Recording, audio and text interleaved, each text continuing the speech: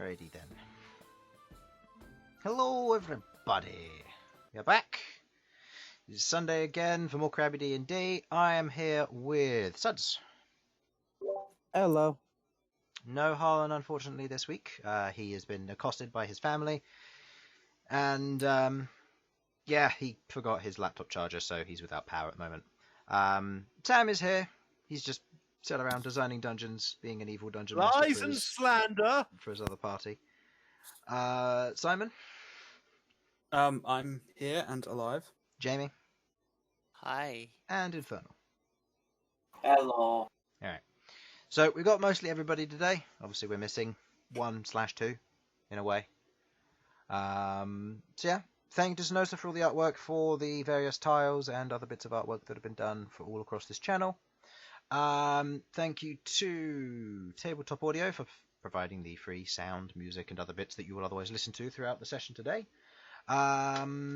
This is all played on Tabletop Simulator, and most of the maps have been made or are being made in incarnate.com.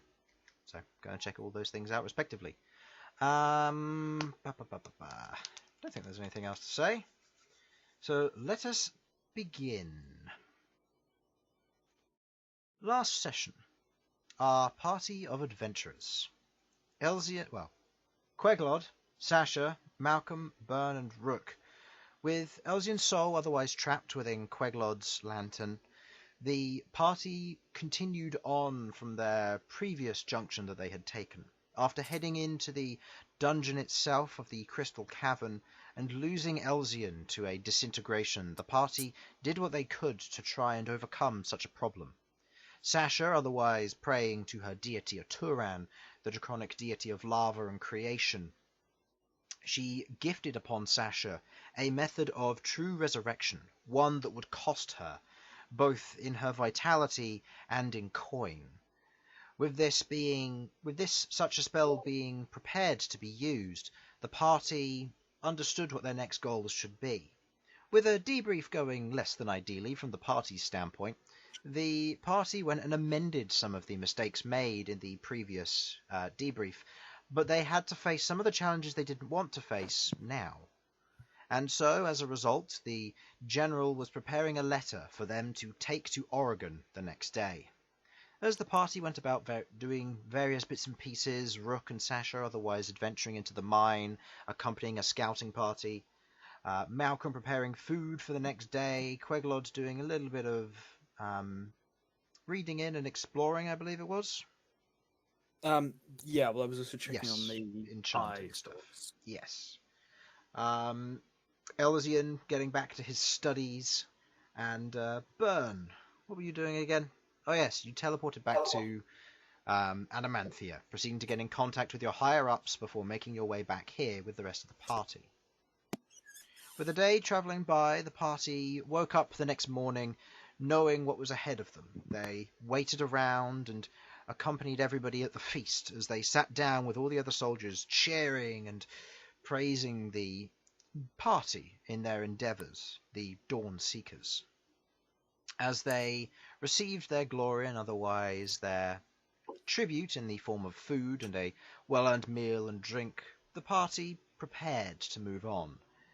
As they stood up from their table meal with the various announcements and things being said, which one of you takes the letter as you approach the general? I suppose I'll hold on to it, unless... Okay. You move over to the general. He hands you what looks to be a leather-bound scroll case in a kind of a dark brown and black leather with a light yellow weaving around each bit of leather that binds it together. You can see a button cap as otherwise sealing one end, which is covered with this thick red wax that has the stamped seal in the surface of it for the Crimson Conclave, a symbol that you recognize but had never truly paid much detail to. He hands it to you and turns to the rest of you. I trust that you'll get this to the capital in good time. I look forward to hearing back from you in the coming future. Good luck on your travels and stay safe. He turns from you, heading back, leaving you with the scroll case. Bern proceeds to take a hold of Sasha's recipe book as he sits down on the ground, placing his hand atop it, and the energy begins to flow through each and every one of you. The day is mild, and with a light wind rushing by, Bern casts teleportation, placing his hand quickly on top of the book, and you all feel as you are pulled out. As this occurs, the rush of wind changes as you all find yourselves now landed in a new location. Your feet hitting soft earth below, with grasses green and otherwise growing up. Spatterings of colour in the distant horizon around you. You see yellows, pinks, blues and reds of wildflowers covering the surroundings. The gently rolling hills are interrupted by these strange, almost dome-like structures. You now understand why it's called Bubble Hill. You see that as the ground slowly rolls, it goes to a near right angle and grows up into these strange grassy green domes, forming these almost bubble-like structures on the surface of the hillsides here. You see, as each of you looks around, you notice different things about each of them. There are a number of old stone structures, grey and dark as they slightly jut out of each of these mounds somewhat. And you see that down below in the between each of these mounds are a number of old roads that have since been overgrown and weaved in with thorns, vines, and other natural weeds. You are now standing atop one of the Bubble Hills. Well, I'm glad the person that knows this place best isn't here. Mm-hmm. I guess Malcolm takes a look around to get a judge of our location and figure out which way it is towards Oregon. Okay. Should be able to because of my background. Yep. So make me either a survival or a investigation check, depending on which one you would like to do. Get your bearing or whether you'd like to look around. Can we aid him? Give him a down? If anyone who's trained in survival or investigation wishes to do either of those things, you're welcome to do so.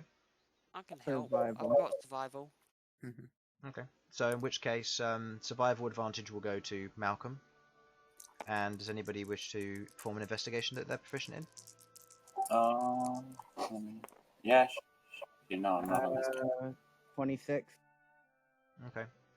You get a general bearing. You kind of look around the kind of clear skies and the light fluffy clouds floating overhead, the light wind brushing by.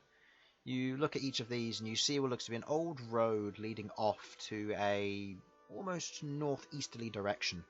From this general bearing, you gather that is, with a little bit of Sasha's help in the general directions, you gather that that will head northeastward, leading out to the road, and then north will lead you straight to Origan along the main road.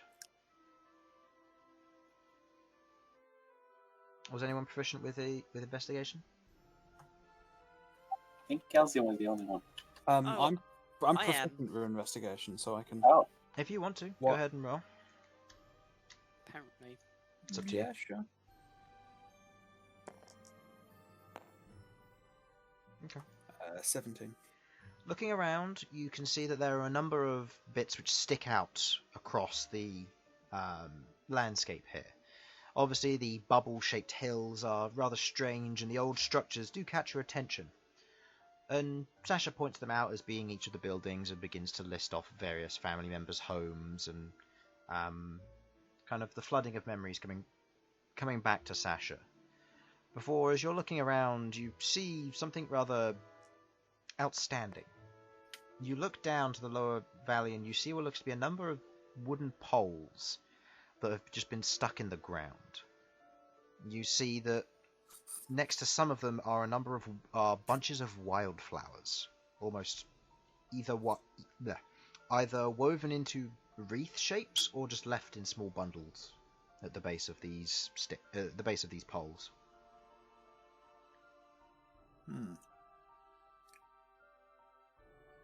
I'm going to assume some sort of memorial. It looks pretty recent, though. Can I head over and have a closer look? Yeah. You head Okay. down, kind of sliding down the edge of one of the hills to the ground below. Kind of taking a few steps in the soft earth, you look over, and you see that the poles are otherwise left just as a simple wooden stake placed in the ground. The wreaths and the otherwise bunches of flowers are lightly decaying. They're wilting ever so slightly. So, probably suggesting maybe 2 to 3 days. Okay. Sasha points out that it couldn't have been her. She wasn't here, Mhm. and she never placed these stakes previously. Hmm. Are there names on them? Doesn't look like it, no. For some Well- reason.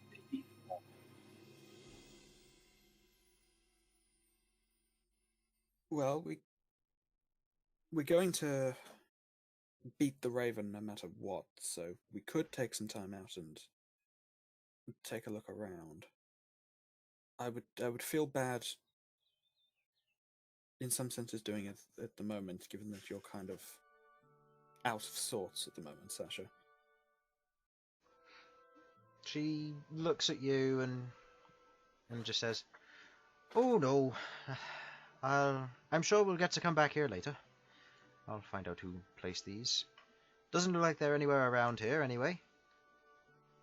Hmm. Well, as long as we don't get arrested in Oregon, it shouldn't be difficult to get back here. True. All right. Why don't we get moving for the time being then? That sounds like a great idea. Malcom, set us up your windy. I don't know. Sasha I'm would say loving this. something. Chris, Yeah, Carry you're on. not wrong. you're doing really well. I don't know. Sure, let's wind walk then. Okay. You set yourself down, you begin to cast Wind Walk, channeling the wind around you. Each of you poof into various clouds and shapes. Some of you going back to your old forms, others into new ones. Felipe takes off, otherwise flying. Otherwise next to you, but keeping up, as being a familiar in a cloud is not going to work too well. But you transform into clouds. Who needs to change? How many creatures can you change? I believe it's enough, but I believe it's 8. Let me It's just just enough for all of us. Yeah. Yeah, should be fine. You have one extra slot because Elsyan is there. Yeah, that's true. So yeah, you It is. actually no, yeah. Let's see. You have your direwolf. You have your Up salamander. to 10 living creatures. Okay, yeah. You and up to 10, so I have 11. total. Yeah, so you got plenty then. As each of you transform into clouds and begin to fly through the air, are you traveling low ground, high up in the sky, somewhere in between? In between, I'm- really? Can have a look. Yeah, sure, in between works. Yeah, if we're going to be traveling very close to the road, we want to make something of an effort to not be too conspicuous. Okay. But at the same time, I'd like to see the people traveling, so Okay. somewhere in between seems good. I'd say in between just because the only one of us that really knows the terrain is Sasha, and we don't want to hit anything. Yeah, it's fair. Yeah, fair enough. So, as you begin to fly, traveling at your high speed, given the light wind today, it will probably be about what would usually be maybe a 2 to 3 hour journey. Will probably take you about 4 hours today, given the wind going in the opposite direction, maybe 3 to 4 hours. You begin to travel, rising up into the sky. You begin to see the surroundings around you. It is a very vast area of greenery, and you begin to see more signs of old structures further afield. Much larger structures, but the walls have otherwise been mostly broken down. Timber, whatever there is otherwise rotting or charred. You can see that this used to be a rather large and thriving community, but from what you have heard and what you know from Sasha mentioning, it was attacked by a dragon, and has since otherwise become a wasteland, it seems. The green is starting to re-show with the wildflowers growing back, but there's still a long way to go before this may become a old home once again. You follow the dirt road leading back to the main road and continue on from there, going from the old, slightly overgrown road leading out of Bubble Hill towards the road leading on towards Origan in the more northwesterly direction. You travel past Coldfields. It usually being about a day's travel from Origan, you travel at a good pace. Flying overhead, you see a lightly walled city or town, the wooden stakes set up in place. You see a large number of people moving around, carts heading to and from in large shipments of just general caravans of about 6 or 7 of them traveling to and from. Majority of these people here are humans, but you do see dwarves, elves, some Goliath and other folk that would otherwise stand out against the rest. As you travel along the road heading northwest at your good pace, you look down below and up and around. For those of you looking down, you see what looks to be the green rolling hills, as it is a mostly plain and flat land around here. The grass is growing, not too tall, but tall enough that probably smaller animals or people could probably hide within them. You continue flying over and you watch as the green begins to give way to a brown and kind of specks of green here and there, as you see freshly tilled earth meeting your horizon ahead. You see what looks to be a number of workhorses pulling large ploughs behind them, digging deep grooves through the earth itself, overturning it in preparation for the seed, and behind them are a number of carts being pulled again by a few horses or donkeys, and individuals reaching into sacks and scattering grain across the fields below. You continue travelling the well-marked and well taken care of road, adorned with various individuals travelling to and from, caravans and patrols, a number of individuals on horseback travelling at rather high speeds, and if it weren't for your windwalk, you wouldn't be able to keep pace with them, if not overtake them. A number of these individuals are wearing the signs of the Crimson Conclave, riding at a relatively high speed and with good pace to them. You travel overhead, looking down and below, seeing all manner of life out here. As about 2 hours of travel have passed, you begin to get closer to Origan, and you can see the mountain range in the distance now becoming even bolder as you see the outskirts of it across all of your vision in a full 180 degree as you begin to turn and see just endless land and field, the sparkle of trees off to your northeast, and other than that, mountains and plains. But almost out of nowhere you see a small tower suddenly rushing towards you as you're all flying at a fair pace. As you see from the road, there is a guard tower made from a very cleanly cut grey and white stone, kind of a red clay tiled roof, and a number of the Crimson Conclave otherwise standing out there, keeping guard over the road as you see the junction leads right, or to your left, or straight ahead. You keep on travelling, I assume. Yeah. Okay. Travelling on forward, you begin to see more of this farmland, but now you see animals roaming in packs, cattle and sheep moving to and from. You see orchards that have been set up and individuals working in there, as individuals are picking off bits from the from fresh frost, and just making sure that nothing is truly destroying their crop. As you continue travelling on, in the horizon you begin to see the signs of life and civilization. You see a blanket of white across the sea of green with the single strip of grey leading towards it. You see specks of red atop the surface of these white structures, and behind them, set above them, are these large cone-like structures, almost spherical in a weird way, as you begin to see these floating pieces of rock slowly twisting and rotating but hovering there in the air, covered in these dense stone walls and structures of a greyed and browned design, of them otherwise caking the outside of this floating island.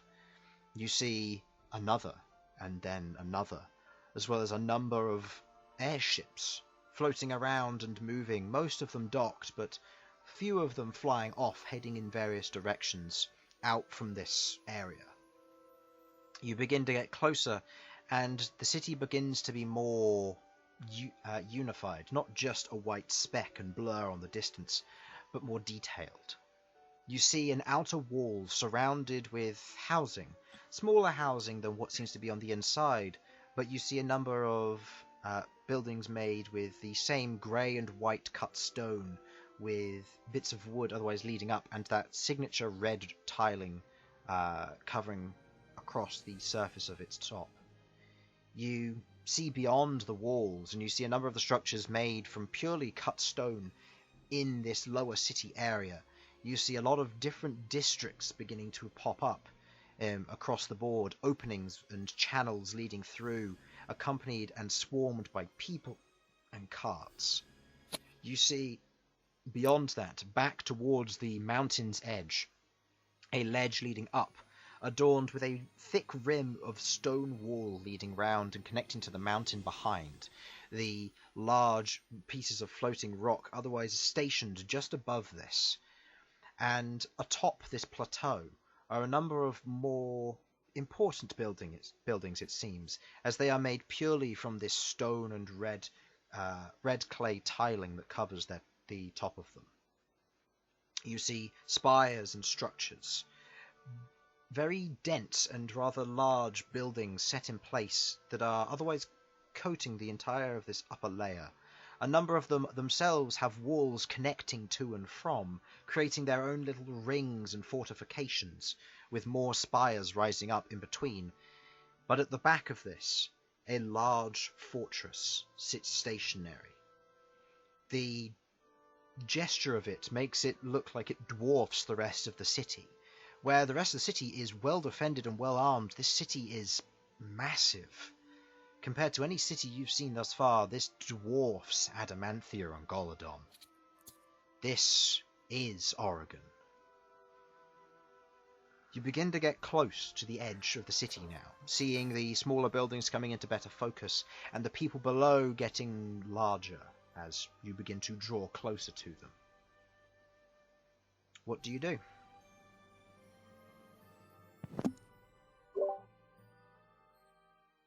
I suppose we need to land and... I'll land before the gate, I assume. Yeah, I'll yeah. walk up. I mean, City this big must have people coming and going all the time, so we shouldn't have too much difficulty getting in. But yeah, we were told to leave the letter at the gate, so... I'd assume we'd be landing before the gate. Yep. Yeah. How far out are you landing before the gate? 100 feet? Oh. What do you guys think? I would say it ought to be within view. We shouldn't be pretending like, oh, we just walked here, because if they see that that's not true, then we're going to be in trouble, so we ought to be honest with them. I agree. So, reasonably close, but not like actually on top of the guards, because that'd be a bit weird, wouldn't it? Yeah, well, we should transform before we could be perceived as a threat. Yeah. So, 50 meters? 100 meters? Oh, I don't know meters really. Distance. 50 meters sounds cool. I like that number. Sure. Okay. If we see any sign that the guards are getting agitated, though, we should transform back Oh yeah. immediately. Just to They'll agitate be them like, more. no, we said 50, and we're gonna wade through the hail of arrows to get 50. Yeah, that's exactly how it was gonna be. Okay. You, in your cloud forms, you begin to kind of duck down, going lower and lower to the ground. You can see surrounding the city itself is it's mostly houses out here. As you begin to land on the outskirts of those of the small housing areas here, you see a number of individuals who seem to just be chatting and talking as each of you in the cloud form just almost dives into the ground and transforms back in a very hero-esque three-point landing in a way. As each of you begin to land and morph back into your usual shape, people begin to look at you suspiciously, not with a sense of fear, but more of a sense of what's going to happen. Oh, I should just turn around and say, your new benevolent god has arrived. I'm not going to. Oh, great. Rook's let the power get to his head. It's not even his power. It's not. It's really not. So, you see the villagers and otherwise ignore them. They don't mean much to you. Peasants. And you begin to move on towards the main gate. As you do, travelling along through this area, you catch a few people's attentions, and a few people seem to be whispering. Not entirely sure why, not entirely sure about what, but they seem to be whispering to one another as you move through and make your way towards the large gatehouse ahead of you. You see now up close, you can see the gloriously cut white and grey stone otherwise mixing across the surface of this wall here. The beautiful red tiling, carefully cut and decorated and very well maintained as well, as a large gatehouse lies ahead. You see the portcullis is otherwise raised and a set of large doors lie open, as individuals are being stopped by guards in a queue. The queue isn't too long, as it currently seems, and a number of people seem to be leaving as there is a larger queue to exit than there is to enter. You see that ahead of you lies a few carts and individuals otherwise mingling and talking to one another. Do you get in the queue? Oh, my Britishness says yes. I think we can skip the queue. I Why do you don't think we can know. skip you? Fucking letter from a general. Yeah, but there's a queue. We don't know how things work here. No, I Yeah, want to. probably best to be I'm feeling compelled to join a careful queue. about it. Okay. Join the queue. You join the queue to, despite Bern's eagerness to get into the city, you join the queue and begin to follow as they let each of you in.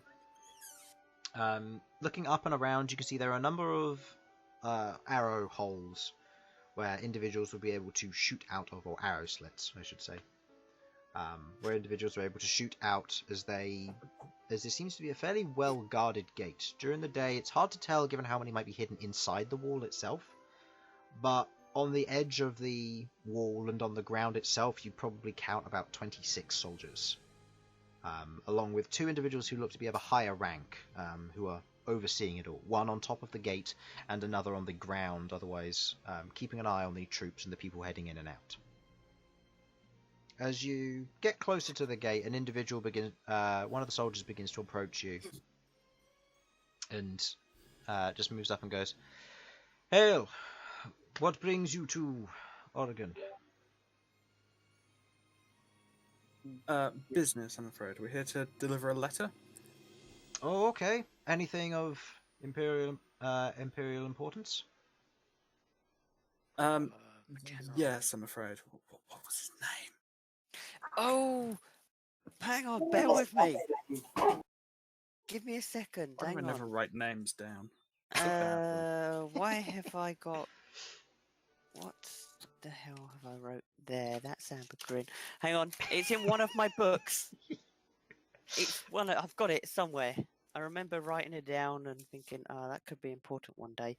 General George. General George. General George. Ha ha ha. I'm a god. Worship me. It's yes, it's a letter from General George of Towerkeen. I'll pull it out so that he can see the official seal on it.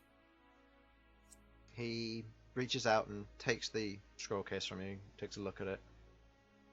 You watch as he kind of turns and does a quick to his commander, who otherwise looks his way, and begins to make his way over. We got a letter from Towerkeen. What do you want to do with it? The captain or commander, whoever they are, moves up and takes the scroll. How urgent is this message? Do you know?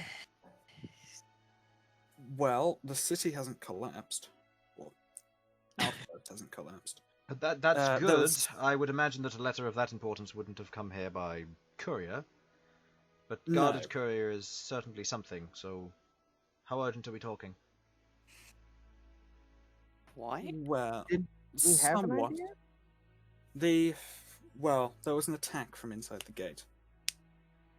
It's been averted, but that letter contains the report on what went down. Alright, a battle report. I'll get this handed up to the officials. We'll take it from here. I assume you're entering Alright. the city? That's the plan, yes. Okay. Can I get your name? Mine? Yeah. He kind of squints at you for a moment. Why? I just like to address people by their name. It's polite. My name is Rook. I thought it was just a thing. My name is Rook. My name is Rook. Gavin.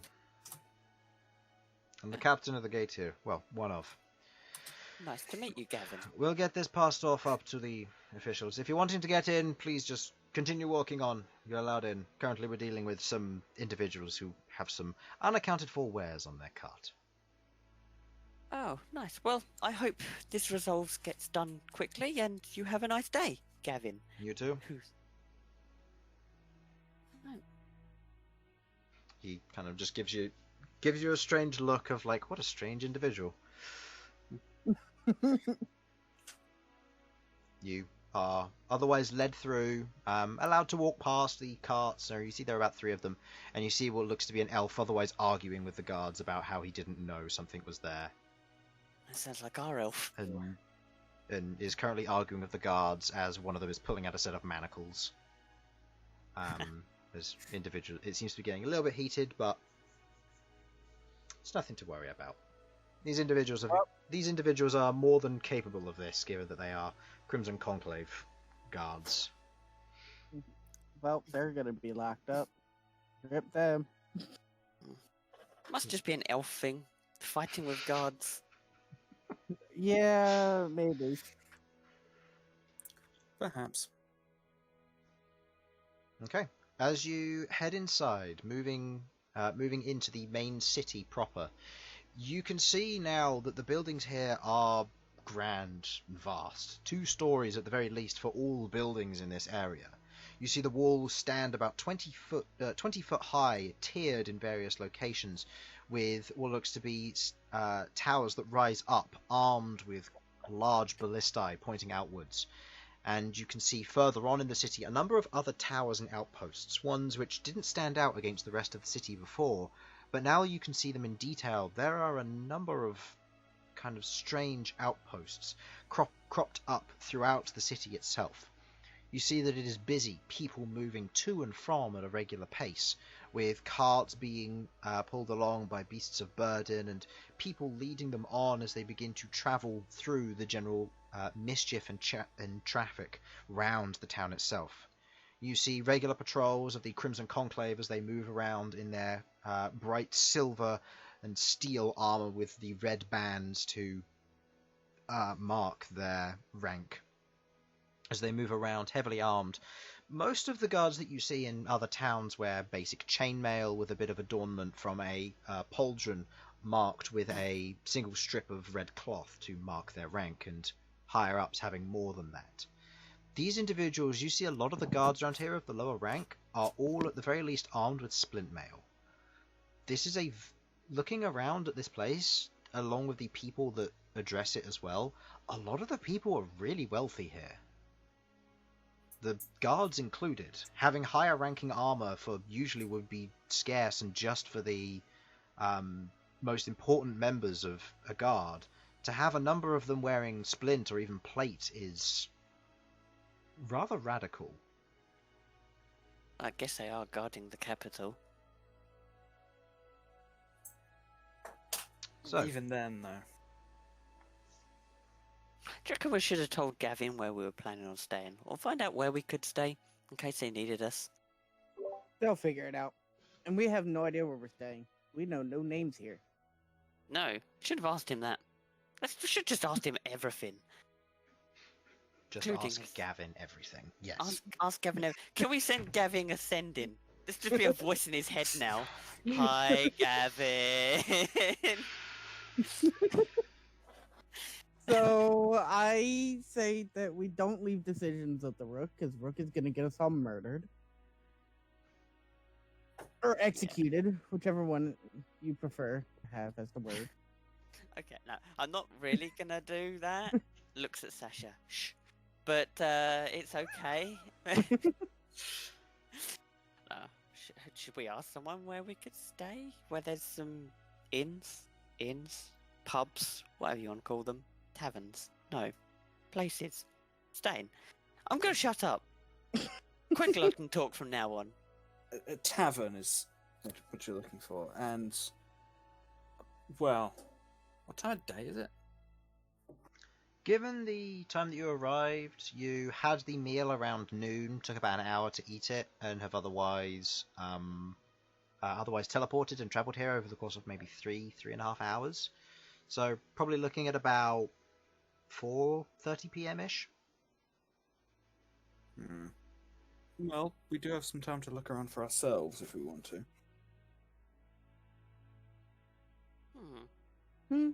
It's not like we're in a massive rush to find accommodation. In hindsight, it could have been an idea to have brought the purple worm blood here. We might have actually been able to sell it here, looking how wealthy a lot of these people are. Oh well. Speaking of which, was it Gree or Rabble that I would agree, right? Gree asked for some of your purple worm blood. Oh, did she? Hey. Hey. Everything Everybody's in a this she. world is a she, okay? It's a spider, I can't tell. Two... Right. Okay, well, that's good to know. Hopefully he doesn't take all of it, because, my god, I mean, it's not like he hasn't had enough out of me. But thank you for letting me know.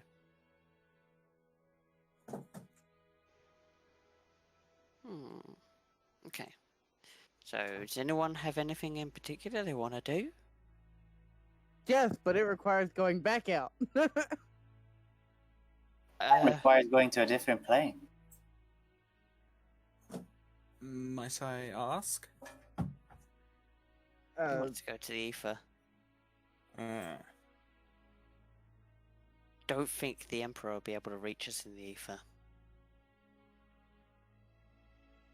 Probably not. Should we look for somewhere to stay at first then? Or Yeah. we That's probably take a a good look place to around start. town? Why not both? Find a Sure. place and look around. Just going to explore the city then? Yeah, why not? Yeah, I'd say we should Yeah. try and move towards the kinds of areas where a tavern might be. Okay. Someone go ahead and give me an investigation check then, please. We'll do that. I'll say just one, because this will take up an amount of time, depending on what you want to do, so... Rook's doing it? It's Okay. +6. So that is 24. Okay. You get a look around, and as you begin to walk around, beginning to walk around town, you can see a number of buildings begin to stick out to you.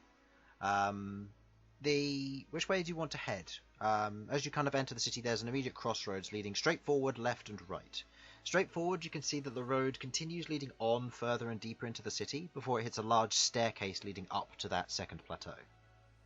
Should we follow the elves' logic and just go left?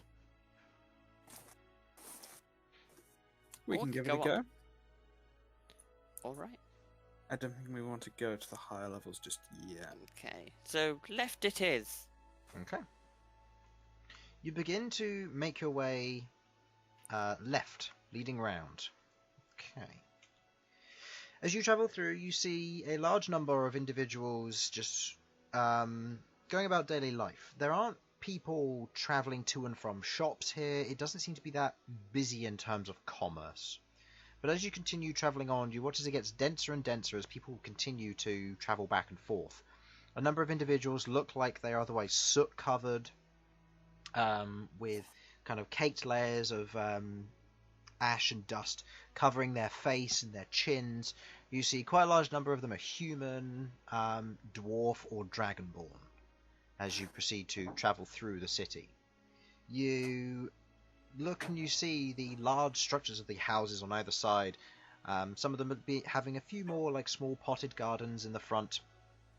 As you travel round the road, you see the following. The first thing that you note is what looks to be a large stone building, same as all of the others in this area. This one, however, has what looks to be a rather fancy wooden porch set in place with a sign hanging from it. You see the wooden porch having that same kind of red clay tiling across the front of it, and what looks to be a sculpted wooden dragon's head across the front of it. However, the eyes are pointing in different directions, and from the mouth a stream of drool almost seems to be foaming at the corner of its mouth. As you reach the tavern, the Drunk Dragon. I like it. You look ahead and you look round the corner and you can see a number of archways in what looks to be the surface of the mountain as it continues on, as well as a large number of plumes of smoke in a black and grey fashion reaching up into the sky. The familiar smells of blacksmithing reaching your nostrils from this distance.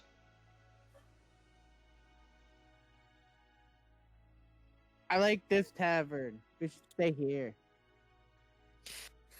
For some We can reason take it a look doesn't inside. surprise me, but sure. We need to bring Chunk here. Let's ask if there's any free spots then. Yes. Okay. Yeah, see if there's any rooms.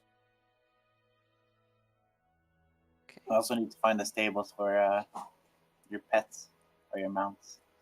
True. Which, by the way, they're allowed to wander around the city, it seems. People are steering clear of them, but they aren't stopping you. Ooh. Now, I bet that wouldn't be the case if it was Arachne. Very true. Probably. Okay. Alright, yes, let's go in. Okay. You head inside the tavern here, and you begin to hear the sounds of laughter, the sounds of people talking and chatting to one another. As you otherwise arrive within the entrance to the tavern, you kind of take a look in, creaking open the door, and you see a number of individuals just chatting away on the inside of here while Chris pulls up his note on the Drunk Dragon. Okay, let's move this over to there. Okay, looking inside. Let's get some music up for this.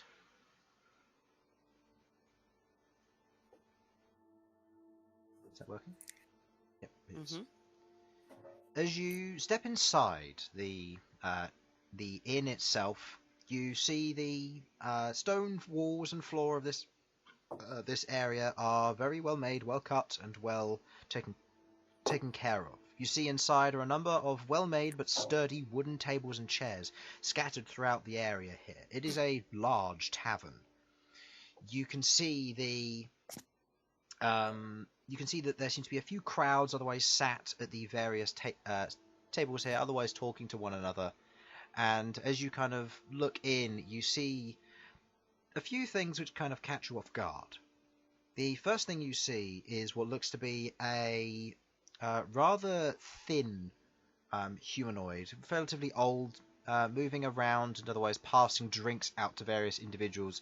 Male with a long beard that otherwise comes to where his chest is.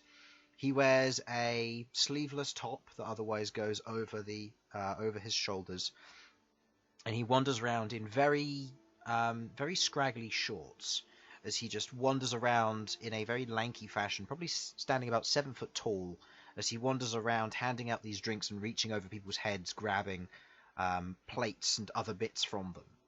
You see across the room in this main kind of foyer area, and behind the main tavern, is a rather large elf. And I don't mean tall.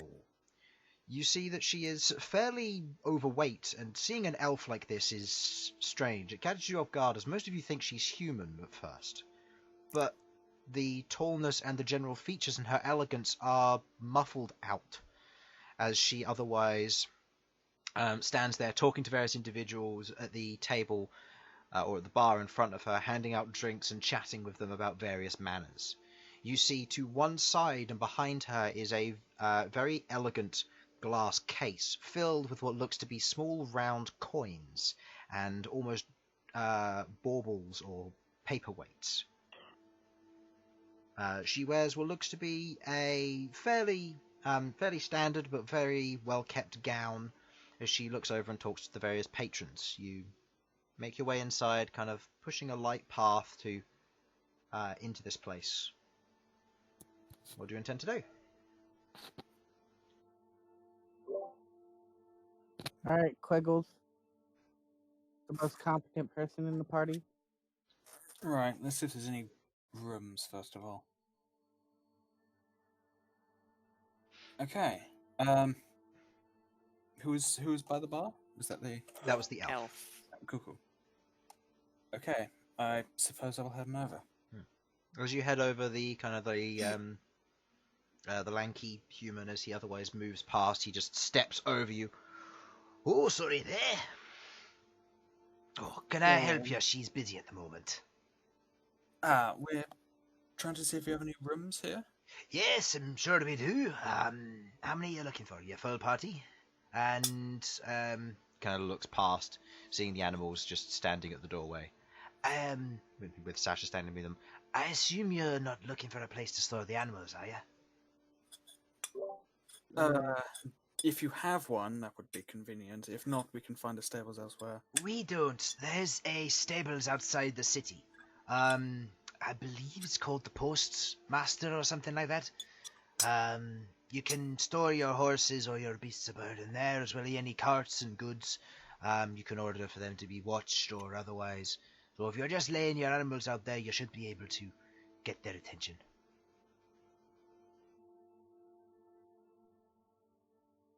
All right then. If you have the rooms, speak to Krenna. She'll get you positioned up with a few good rooms. If you need the drinks or anything like that, just let me know and I'll handle that. All right then. What's your name? Me? Like names. Oh. Yeah. I'm Mungus. Mungus. O-N... Spelt almost like mongoose, but a little bit different. Okay. Can I catch the name of that stables again? Stables? I believe it's called the Post's Watch or something like that. I can't remember. I've never been there myself, just directed people to it. Krenna knows its name. He kind of taps to his head. She's a smart one. Ah, fair. Well, it's good to meet you, Mungus. Yeah, and your names? I am Rook. Queglod. Malcom. Bern. What about the one in the back there? pointing at Oh, Sasha, that's who's standing Sasha. at the door. Right, yo. Well, I'll let you catch up with Renee, get some work done. I got people to serve. Kind of gives you a nod. Take care.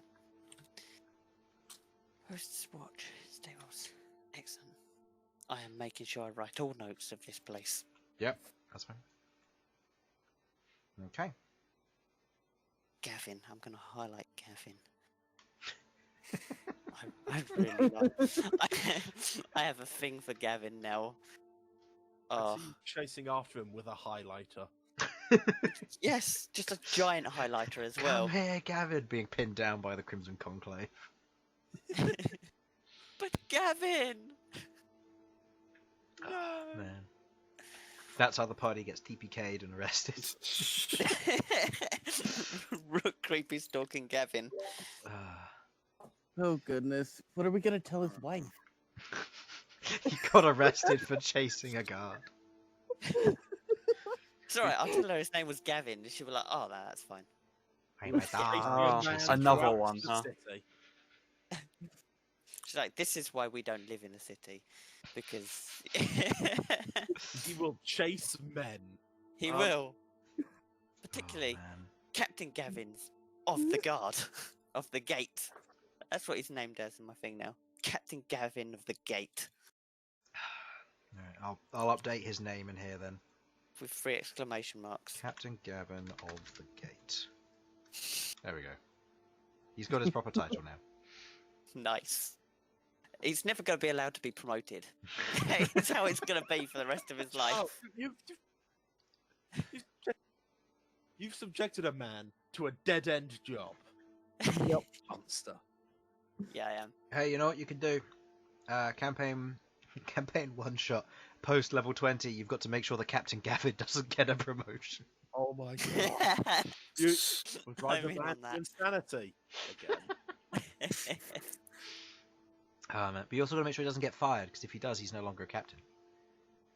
Ooh. So at that point, he's ex-Captain Gavin of the gate. That worked. I'm okay with it. So, who's approaching the bar? Well, I'll go with Queglod. I think we've already Yeah, opted Queglod in. Yeah, I mean, I guess we'll all go. All go? Yeah, I'm happy to talk, but it would be useful to have someone who can see over the bar to. Oh, yeah! Get their I didn't think about that. Oh man. I'm actually thinking that me and Sasha might go to the stables that they talked about for the direwolf and salamander. Okay. Well, you've got to go out of the city, isn't that past the queues and past Captain Gavin of the gate? Yes. Say hi for me.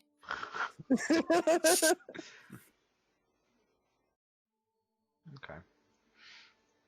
So, but Malcolm and Sasha are splitting off to go and deal with their mount/pet or pets. The three of you otherwise approach the main bar. You can see what looks to be a female dwarf, otherwise sat there. She has what looks to be a bundled back lot of grey hair, dark brown eyes, and very prominent ears, as she otherwise sits there wearing scale mail with a flail and shield, leaning against the bar as she's otherwise talking to the elf Krenner behind the bar as she looks over and goes, just a moment. Hi, how can I help you? Looking for drinks? Food? Rooms, if you have them. She leans over the edge. Oh, yes, of course. Just for the three of you? 5. 2 others as well. Right. Separate rooms or bunking up? Separate, I think, if you have them. Let's see. I have a full lot of rooms open for tonight if you're wanting a room each. That'll be 5 silver for the night. How long are you planning on staying? Not entirely sure. Is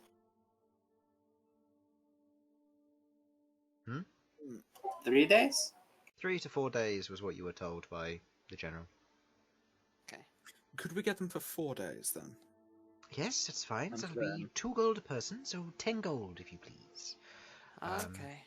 Have I got that? Alternatively, you can all pay the 6 silver a person per night, so it'll be 2 gold, 4 silver each, and we'll also throw in a breakfast. That's okay, I'll pay it. 10 gold? Okay. 10 There you gold? go. Right. Yep. So Okay. you'll have to pay for your own breakfast, but that's fine. That's okay. Yes, depending on how things go, we may need to get the rooms for a little longer. I'm hoping that's not going to be a problem at all. No, not at all. If you've still got the rooms, I don't book them away till you're done. Good. We should know in plenty of time how long we'll need to extend by. So Okie dokie. Right, I'll get on that. I'll make sure the rooms are prepped. If you come back in maybe an hour, I'll sort out all that stuff for you. excellent. Thank you very much. If you're after food or drink, please speak to Mungus. He's the one who handles all of that at the moment. If you need anything if you want anything from the bar, so spirits or anything a little bit more beyond your taste, I'm sure we can arrange something. Oh, very well. Well, what does everyone want to do while we're waiting for the others? I'd say we don't really want to go out exploring without them. I guess get a drink. I mean, it's probably Anything about interesting in town we should visit? Oh yeah, what's that? Are you talking to Krenna here? Yeah. What do you mean by interesting? Well, we haven't been here. This is our first time, so... Well, welcome to Oregon. Are you looking to get wasted? Do a little bit of kind of resting? Are you looking to relax? Are you looking to shop? Go I shopping. think with this party, it's all of the above. Yeah. Yeah. Anything you're looking for in particular?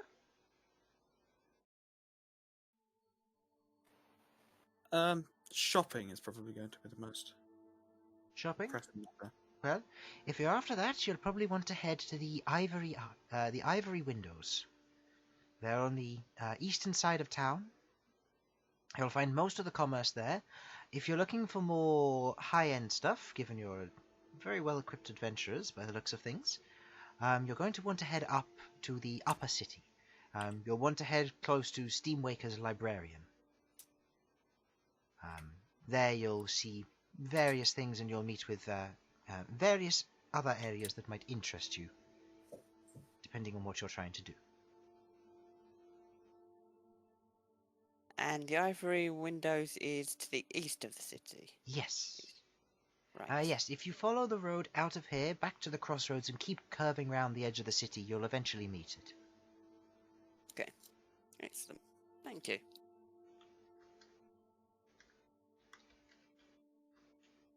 Okay. Cool. So, for the time being, shall we get some drink while we wait? Don't seem to have much better to do. Okay. We can take a look around what's available once the others get back. Bern, would it be a good idea for you to pick up a souvenir at some point, just in case we need to return? Yes, I'm sure I can pick up something Good. while we're in town. Well, we've got the rooms for 4 days, so you'll have plenty of time.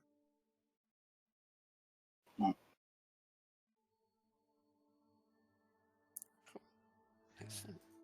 All right. You kind of wave down Mungus as he's kind of doing his rounds. He moves over and goes, "Aye, what do you want? Looking for drinks, food?" It's about 5 o'clock now, isn't it? Aye, yes. Yeah, we had a pretty big lunch though. We did. Just drinks then? Just Just drink. drink. Drink would be good. Any That's preferences? Something strong, something weak, something flavorful? Some fruity and flavorful. Be quite nice. Yeah. How about a cherry blossom cider? Yeah, that sounds good. All right. Sounds worth a try. I'll have a glass of that as well. Right here. And you, sir? Sure. Let's All right. try. 3 cherry blossom ciders. That'll be 1 silver and 2 copper pieces, please. Get that. I'll give him 2 silver pieces. Keep the change. Thank you kindly. Gives you kind of a bit of a, not necessarily a salute, but kind of brings his finger to his forehead and kind of flicks it away, giving you a nod, and kind of disappears off, kind of walking past various members of dwarves and halflings that are otherwise moving around as he kind of nimbly moves over them, collecting up and scooping up bits of cutlery and plates and cups off of the tables, carrying them with him. Despite his gangly form, he's able to carry a surprising amount. As he moves over each of the individuals and moves to the back area, he returns with 3 mugs of the cherry blossom cider and places it down in front of you all. There. Hope you're enjoying, and tell me if you need anything else. He just gives you a nod and goes back to the other duties as some individual kind of raises their hand and calls out for him. Over at the stables, as you move through the gate, Malcom, Sasha by your side, you reach the back of the queue of carts, and one of the guards kind of moves up and goes, "Oh, you're the individuals who just came in, correct? Yes. You're just about to leave? That was rather quick." And We're just going to the stables real quick. yes. Righto, then you'll want to head out of town, turn to your right, head probably about 500 feet or so around the edge, and then you should see a large warehouse-like building. You should be able to keep your pets there, probably a higher price given Salamander, but they'll feed and take care of your pets until time comes for you to leave. You're welcome to go through the gates. We know who you are at this point. Just head through and then come back the same way, and we'll rush you through. Nothing to worry about, given that we're just dealing with most of the cargo at this point. Okay. Thank you. Okay.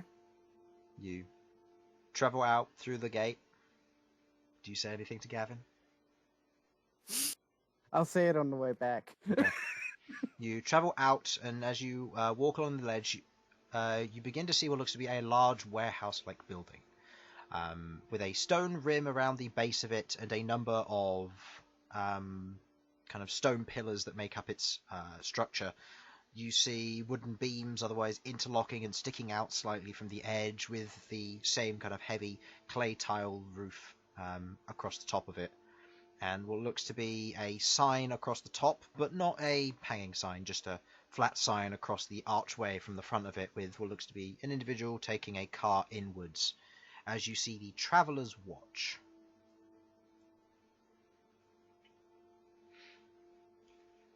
You travel up to the edge of it, you kind of look inside, and you can see that there are a number of individuals otherwise talking to people with carts and horses and so on, and you see what look to be stations where you can take your cart and horse to be processed. There are currently a few of them open if you wish to head in. Yeah, sure. Okay. You head in and you approach one of these areas as you see what looks to be a dwarf currently sat on one of the seats, kind of looks over and goes, "Aye, how can I help you?" Just looking for a place where we can put these 2 lovely fellows, nodding towards the salamander and direwolf. "Oh, interesting lot. Salamander's a bit tricky. Say about 2 gold a night. The direwolf is a little bit more accommodationable, probably 7 silver a night."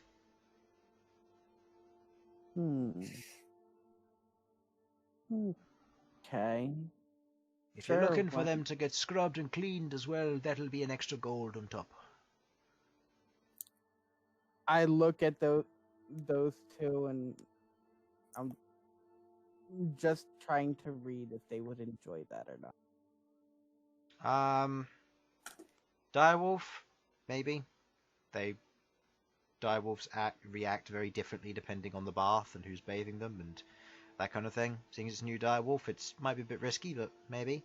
Salamander, they do their own steam baths when they need to. They treat it more like a sauna rather than a washing. Ah, okay. Then I use speak with animals for the direwolf. Okay. So, how do you feel about the proposition he had? About? The bath. No. Got it. What's that then? I turned back. Good on the bath. Rightio then. So that'll be how many nights you staying? Sasha, I believe it was. We were gonna be here for what, 3, 4 nights ish. Sasha nods. Good 4. All right then. So that'll be. He watches. He's beginning to do a little bit of quick math. 10 gold and 8 silver.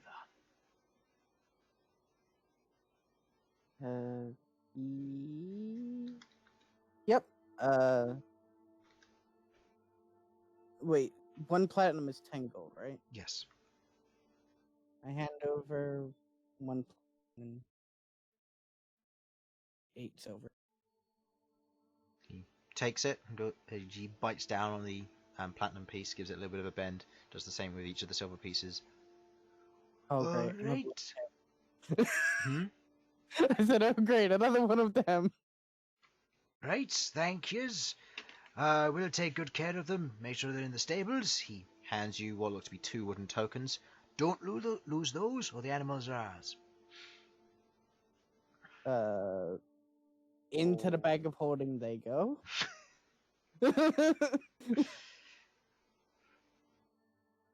Okay. Have a nice day. Yeah. You watch as 2 more dwarves kind of come out and they take light leash. They take light leash of your companions and lead them through. Hey. Back inside we go.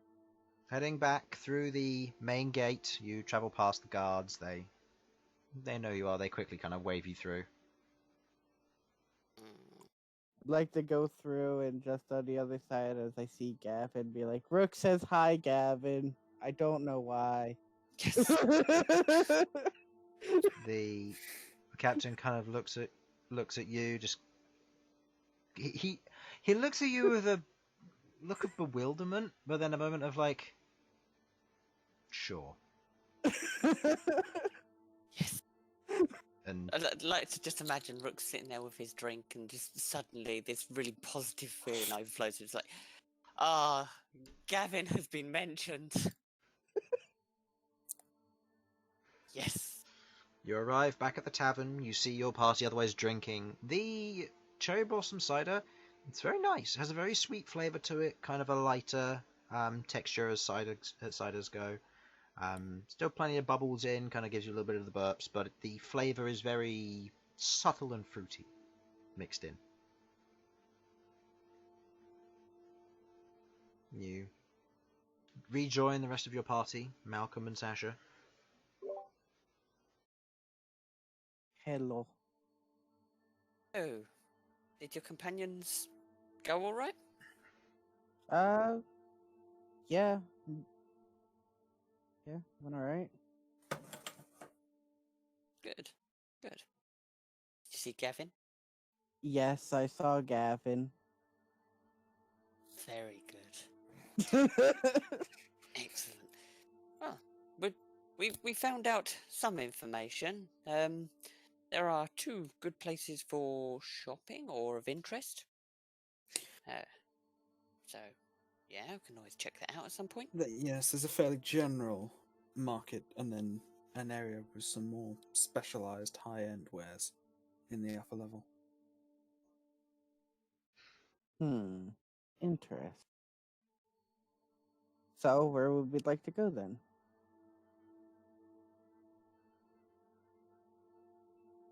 I don't really know whichever's closest. I mean, it's getting quite late now. I don't know what time these shops shut, but yeah, can either go to the east of the city, which is the Ivory Windows, which is the pre-generic shopping, or the upper city Steamworkers Librarian, I believe it was. Steamwakers Librarian. But Steam yes. Wakers, right? Yeah, that makes sense. Why there's an A and I just didn't spell it weird. Wakey. Right, Steam Wakers Librarian, and that's the upper city where you get more luxurious stuff. Given the time of day, you'd probably be only able to make it to one today.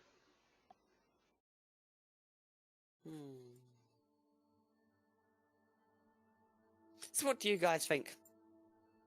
Which one should we go to? Or do you just want to call it for today and just chill and then start again tomorrow? I'd say let's take a look at the Ivory Windows today and then... I agree. Cool, excellent.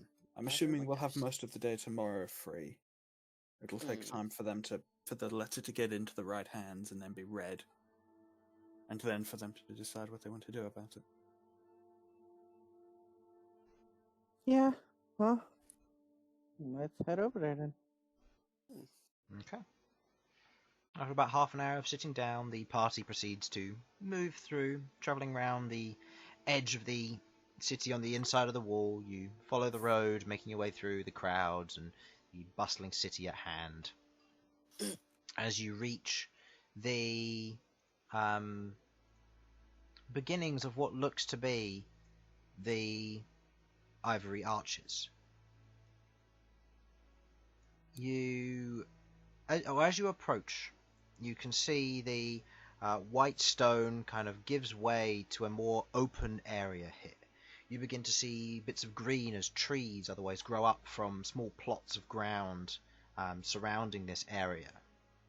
You can see in between each of the trees are these arches and frames set in place that otherwise reach down, forming two archways next to one another, with a set of windows to either side of that. The windows themselves are stained glass of red, yellow, blue, depicting stories, heroes or figures, you're not sure. But you can see the archways set in place made from brilliant ivory and opal almost, or marble.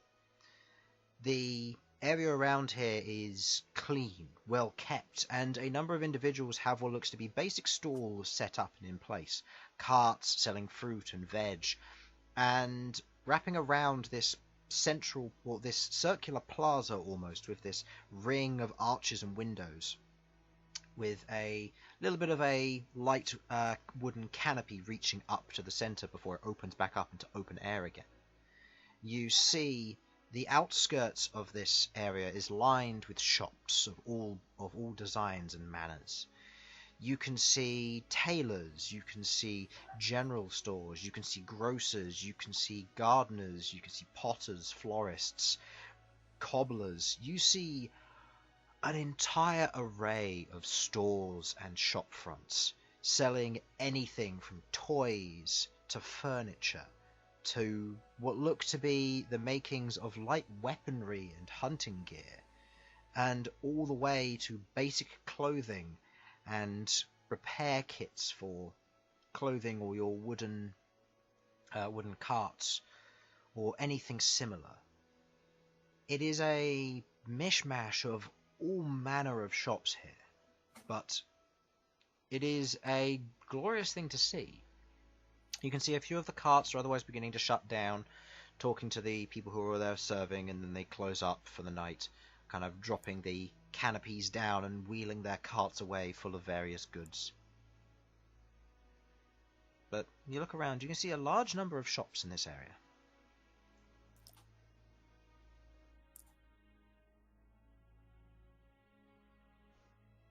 Okay. Does anyone want anything in particular?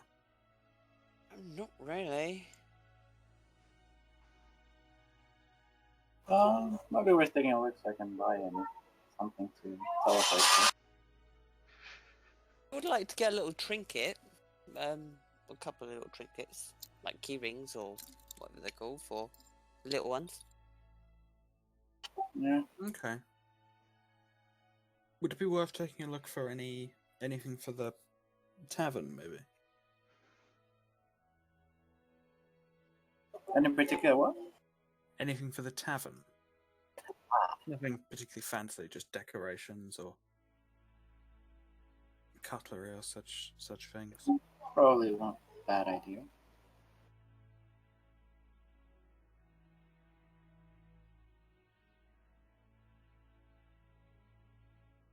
Shall we head in? Okay. Yeah. Right, yeah, Okay. let's take a look around. So what are you looking for in particular here? I'm looking for trinkets that I can get, like the key rings that I've already got. Okay. What other things? And yeah, just gonna go around with a party. Okay. And the rest of the party, you were looking for what? Silverware and things for the tavern? Yeah, I'll have a look. Okay. Okay then. Looking around the ivory windows, given that you haven't got much time, I'd like those who are getting involved to make me investigation checks, please. It should be Rook for what you're doing, and then I'd say Queglod or Bern for the tavern. 19. Okay.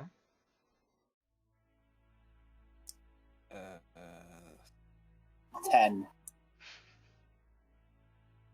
And Queglod? 23. Okay.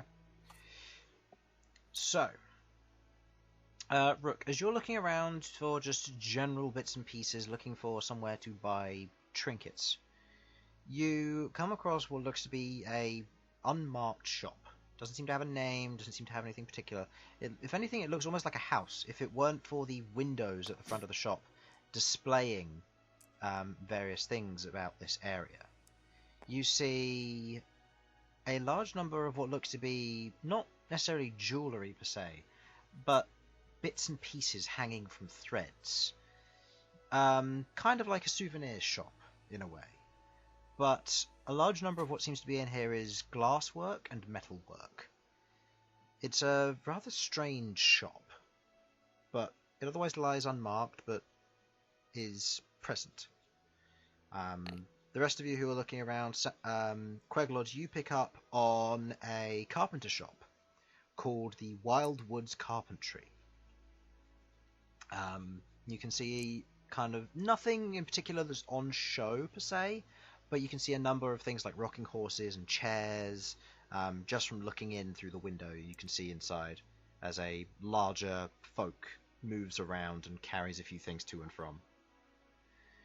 You Bern with what you see, looking around. You were looking just for things for the tavern as well? I think for the tavern and something for me to be able to teleport here. Okay. So I'll say you probably notice the same things given your lower role. You see the carpenter and you see the trinket store not far off.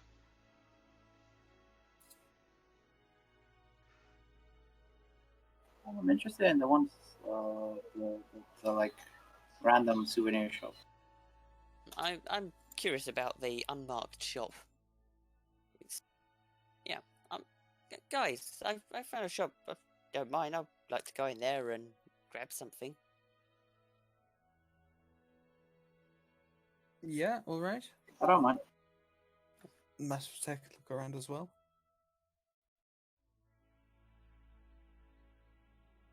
Okay, we're going to go to the unmarked shop. Okay. Heading inside, you see that the shopfront is otherwise a fairly decorated shopfront, but obviously no sign, which is strange. As you move inside, you see a rather small shop. You can see there are a number of almost tables with these stands with various bits of glass and metal baubles hanging on small hooks and chains. You can see all around this area is a array of all manner of bits and pieces covering the surface here. As you kind of get a look around. You don't see anybody at home at the moment. You do see what looks to be a main desk at the back, but that's about it.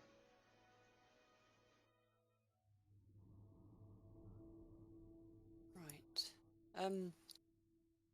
Well, I'm gonna start with have a look around to see if there's anything that kind of resembles either like an emblem of Origan or maybe a little shield, like a little shield Okay. keyring kind of thing. You kind of get a look around, looking through the various bits. You see small bits of what looks to be hollow glass on the inside with very intricately worked, almost hummingbirds or creatures. You see one seems to be that of a rat, another that of a serpent, in these small glass baubles, probably no bigger than maybe a golf ball, that hang from these very delicate silver chains. You see a number of metallic trinkets in a similar design, almost this wire cage wrapping around these smaller animals. You can see all across the surface of these areas are these same kinds of design, interweaving and locking into various shapes, creatures and animals locked in these tiny cages or balls that hang from each of these trinket-like designs. This place has got very dark. Creatures trapped in things. Okay, I'm gonna go up to the counter and call for someone Okay, loudly. go on then. Okay. Hello! You give a call out before you kind of hear a thump, thump, thump, as something is walking from out back, it seems. Okay. Do any of you wish to do anything?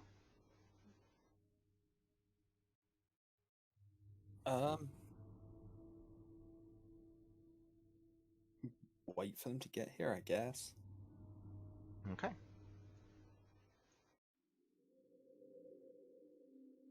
Wrong one. You watch, each of you, as you're kind of eagerly seeing what kind of person might own this shop. As you watch as a form steps through the archway from around the corner. Some of you seeing it first, as Queglod, from your view, it's not the easiest to see. You see what looks to be a grey face with what looks to be a hardened front to it. Two very thin nostrils currently breathe what looks to be small trails of smoke leading from either. You see red cracks with black mixed in, running across the surface of the skin of the elongated neck. You see the form kind of reaches up as a clawed hand reaches around the corner of the door, very thin claws reaching round from a stumpy wrist and hand. The form pulls itself forward as this large pointed shell adorns it as it walks round the corner. Guess, shall we?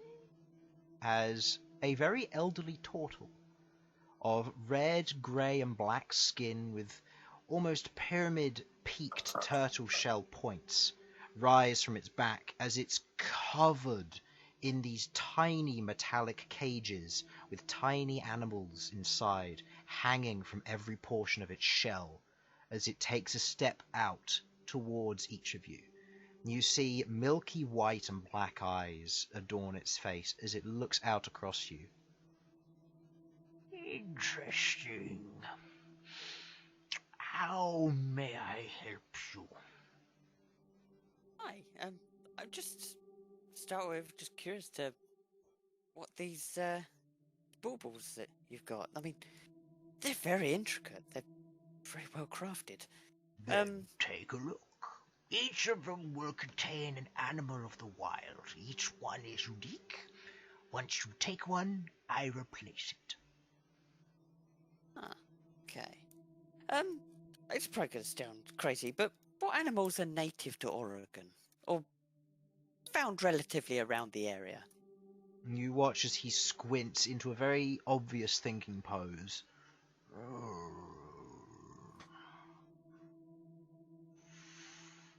dogs, thrushes, rats, cats. Don't know. Okay. So, do you have two of horse-shaped ones? Ones with horses in. I have one of each. One of each. Okay.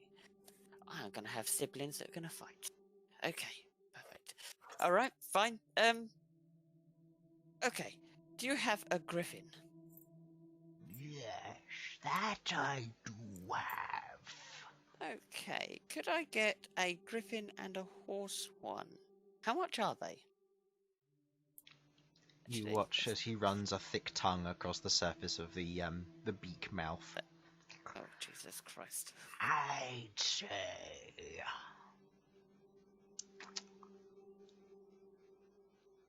2 gold Okay. each. Fair dues. Okay, can I get the horse and the griffin one then, please? Thank you. He trundles from behind the back of the what's called shop front or counter, as he wanders towards one section of the shop, and he reaches up as best he can and unhooks with one clawed finger the edge of one of them and pulls the chain down before he wanders over to the next and pulls another one off its hook and wanders back over. These are 2 gold each. That's fine. I'll hand over the 4 gold pieces. He scoops the 4 gold off of the table, kind of the nails scratching against its surface before he places them on the surface counter. Pleasure. Thank you. Rest of you? Can I take a look around for anything that looks particularly exotic as the creature? Roll me a nature check. A nature check. Nope. Nope. Looking Not around, one. you begin to look through various cages, and you can see all manner of animals, but the distinctions of each of them is hard to recognize without color or actually seeing most of these. Quite a lot of them seem to be empire creatures. You're used to things like centaurs, minotaurs, and things like that. There aren't any of those. There aren't any humanoid races, and it's very weird as you begin to move through. You see a few hyenas, or you see a hyena and something similar, but otherwise it's hard to tell. Well, Malcolm wants nothing then, because Bern, Queglod, Do I notice anything interesting? make me a nature check. Nature check. That dub stat which nobody took except for Mel. I love nature, and I have a pretty good nature. I just can't roll worth shit. You were saying? Fair. See, What's this your is the kind of total? roll I need. Nature, let's see. Nature is int, right? That's probably a +2. +2. Okay. Yeah, so 27. I'm coming back tomorrow, Chris. That's not how that works. Okay. Let's see. Anything interesting? 27. 27. You look across the surface of each of these, and you see creatures that you otherwise wouldn't suspect in here. You see cats, dogs, you saw a horse at one point that got taken away, you saw various birds and species of birds, you see various spiders wrapped in their cages as well. As you begin to look through each of them, there are some which catch your eye. First one of all is a flump, a strange jelly-like disc with several tiny tendrils which shoot out from it in 2 wiry eye stalks that point up and look around. It's a very strange creature, one that you've never really had much of an encounter with. As you continue looking round, you see a purple worm one, very well designed and intricately and delicately put together as it reaches up and around, coiling around the inside of the cage itself. Very beautifully and immaculately done, with a little bit of heated metal work to give it a purplish hue to it. And finally, the last one which catches your attention the most, you see a humanoid. There have been no humanoids or people thus far, but you see that this one is bare of skin, skeletal, pulled back in a very strange way, a bone hand reaching out, fingertips ever so slightly hued with a metallic purplish hue to them as it reaches out. You see what looks to be the textbook design of a lich. Of a lich. Seemingly, yeah.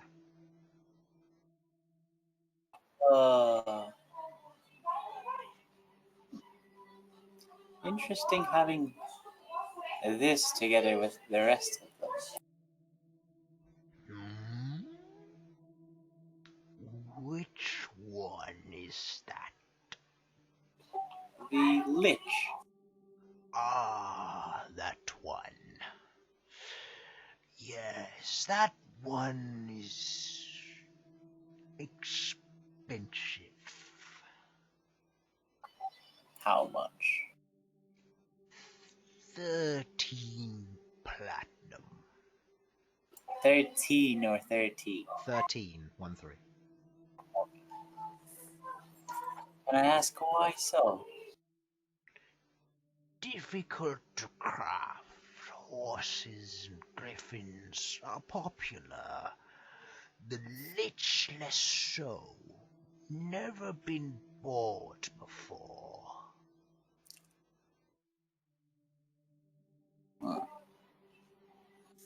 Is its design after anyone, or? Not that I remember. Just came to me. I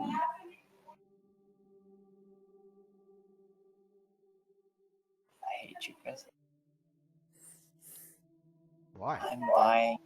Because my fucking platinum are gonna be fucking 87. I love how we're all dwindling in money at the moment. This goes and buys a 13 platinum sculpture instead of, the 2 gold ones which are lying around. Guys, get the money off my corpse. No, because it How got much is the purple one? disintegrated. That was like 200 platinum. How Yep. much is the purple worm one? So sad. Oh god. Purple worm, about 36 gold. That's 3 platinum. 3 platinum, 6 gold.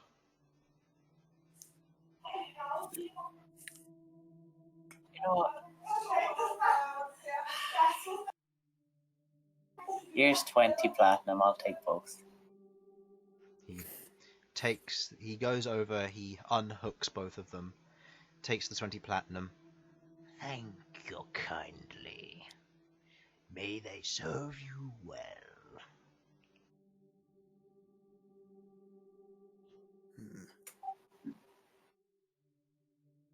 I'll pocket them.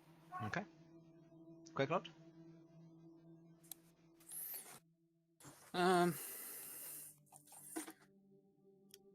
I've no need of any that are particularly fancy. Do you have one of a raven, perhaps? I do. He moves over to one and unhooks it, and otherwise passes it, and puts it on the table. This one is 2 gold.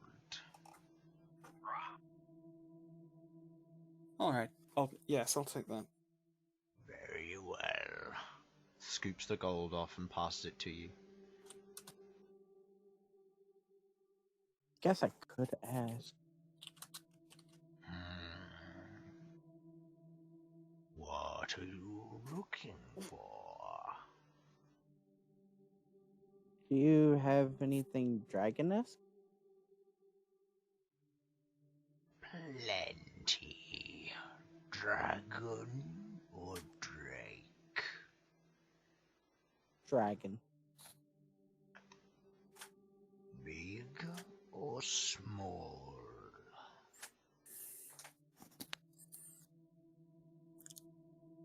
Big? Color?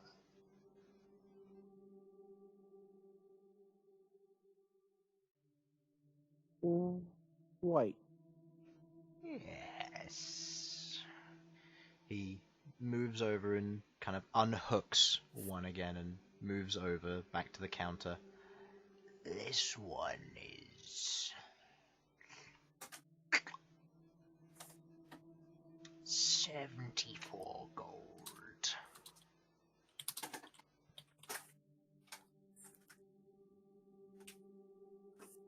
Yeah. Pay it? Yeah. He scoops the gold, passes you one of an ancient white dragon.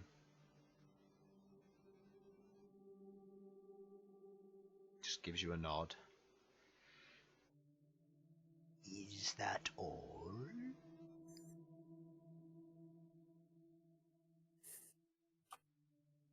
Looks at the rest of the party. Actually, I'm gonna ask for this. Out of curiosity, do you have any crystal dragon? Don't say I do.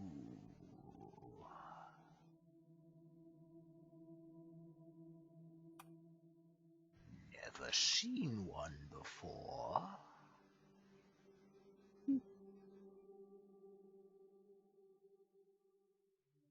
Worth a shot.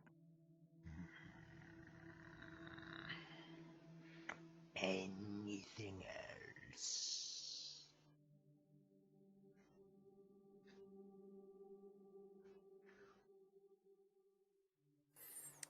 Anybody? No. That's everything for me. Very well. Good day. And you watch as he turns around and... What race is he, by the way? Turtle. Oh, sorry. As he turns, you get a better look at the back of his shell. With each of the pointed spires, you see that runes have been carved onto each, baubles hanging from each, and... let's see... Queglod and Rook. Are you here at the moment, Jenny?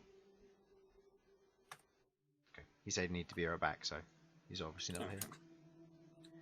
You two, as you kind of stand there and you look, you kind of get a look for a moment, and you swear you saw some of the baubles move. Or the insides of them did. As he walks away past through the archway into the back.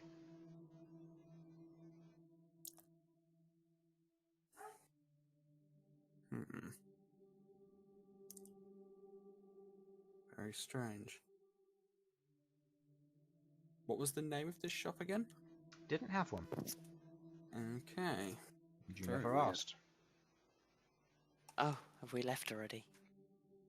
You're about to. But Rook, you and Queglod both saw, or thought you saw, one of the creatures in the baubles on the back of the turtle's back shimmer and move. Did we see what creature it was? I would say both of you roll me a nature check. Okay.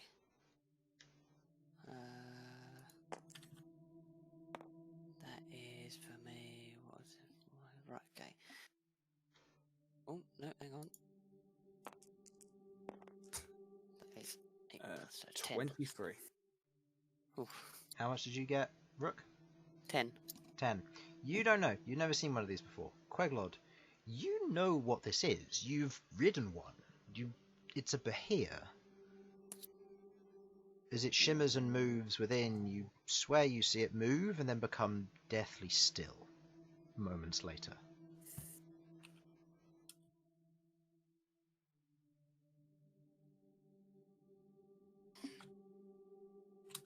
He steps through the archway and heads back into the back of his shop. You're left to your devices. Hey, Queglod. Nearly called you Elsyan. Oh my god, that would have been a disaster.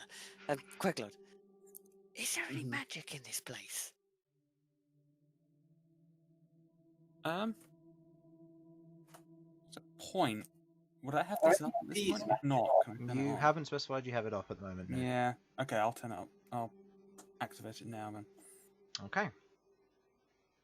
You very swiftly kind of activate Detect Magic, looking around. You see loads of sources. You see, looking around the room, you can see every single one of these baubles has a very faint illusion magic attached to it. Every single one of them. Each glass ball with a glass make in the inside of a creature, each metal mesh in teardrop or spherical shape, each one is elusive in some way or manner. You see the doorway is coated in illusion magic, the one that he just went through. And as you turn, kind of get a better look around, you see a very heavy and obvious glyph underneath the doormat from whence you entered.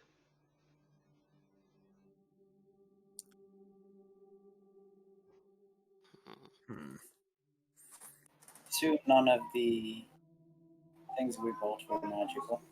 They all were. There's very weak illusion magic. Very weak illusion magic.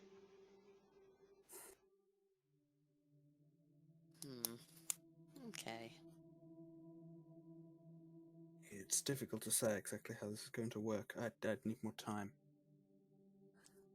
Understandable. I thought I saw something strange in there, but now I can't be sure. No. I saw one move, but on his shield. That's what I thought as well. Do any of ours seem like they're moving? You take a look at them. They don't seem to, no.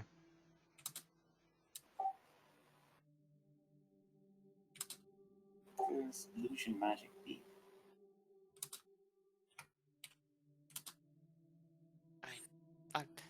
Let's head out. Okay. Yeah, I'll give mine a closer inspection, see if I can figure out exactly what this magic's doing. Okay. You all head out of the store, passing through, going through the doorway, back out into the street, carrying your small baubles and trinkets. As you travel back out into the street, it is getting late. You've spent some time in there looking around and exploring, and otherwise meeting and greeting with this individual.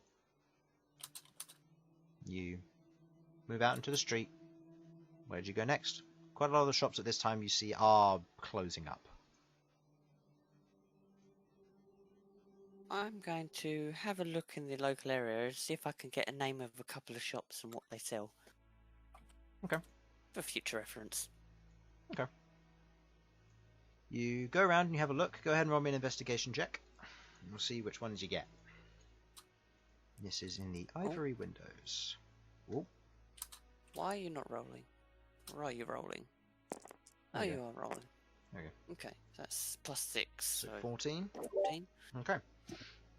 Getting a look around the area, you see a few more up stores compared to others around the ivory windows. You see one called Seville's Silks. Seville being spelled Seville apostrophe S and then Silks afterwards. By the looks of it, and looking at the window, this one sells dresswear. This one sells robes, it sells general shirts and trousers, it sells wedding dresses, it sells anything that you might want in terms of clothing. It is a very high-end, it seems, tailors of some form. But you see, looking through the window, which is otherwise reinforced and boarded over at this time, given that it's getting later, you can just about see through, and you can see a number of the clothing wear is otherwise still on display. But it seems to be more casual or leisure wear. Looking around a bit further, how long do you wish to spend here? I'm gonna keep looking around while the party doing what party do. Okay. So what is the party doing at this time while Rook's wandering around having a look at shops? I want to head back to the tavern. Personally. Okay. Yeah, I might as well take this opportunity to study the bauble. Yeah, I'll join Queglod. Okay. So, are you waiting for a moment to let Rook catch up, or are you just going to abandon Rook and hope that he can find his way home? I'm not going to leave without Okay. telling, so I'll wait for him to catch up. Rook, are you still looking around? No, I was just having a look, see if I could get some names of shops, and if we ever need anything in the future, I'd have a rough idea where we could go. Very well. Well, I was about to head back to the tavern, but you're more than welcome to stay as long as you wish. That's alright, I'll come back with you guys. Alright then. So, you've seen the Wildwoods carpentry, and you've seen Seville silks, as well as this unmarked shop. Yes. Queglod, Mm-hmm. as you look back at the shop, one last time, kind of getting a look, with your Detect Magic up, you see the following written above the doorframe. Fen's Antiquarium.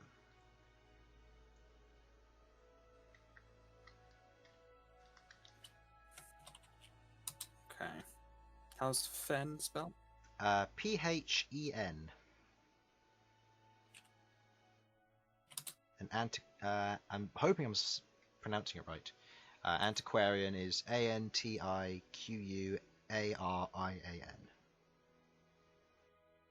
What does that even mean? Antiquarian is someone who deals in very rare objects, trinkets, or books.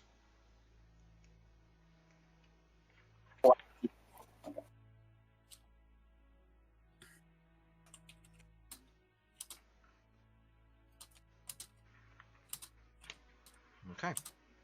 You head back to the tavern, travelling back through the streets. At this time, the sun's going down, the gentle breeze rushes past, people are walking back home.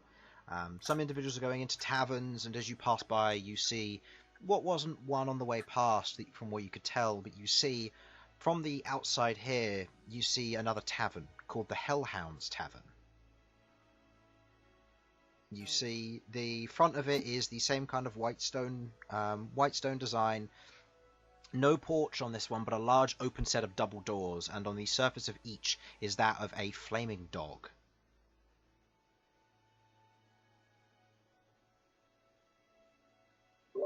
Ooh.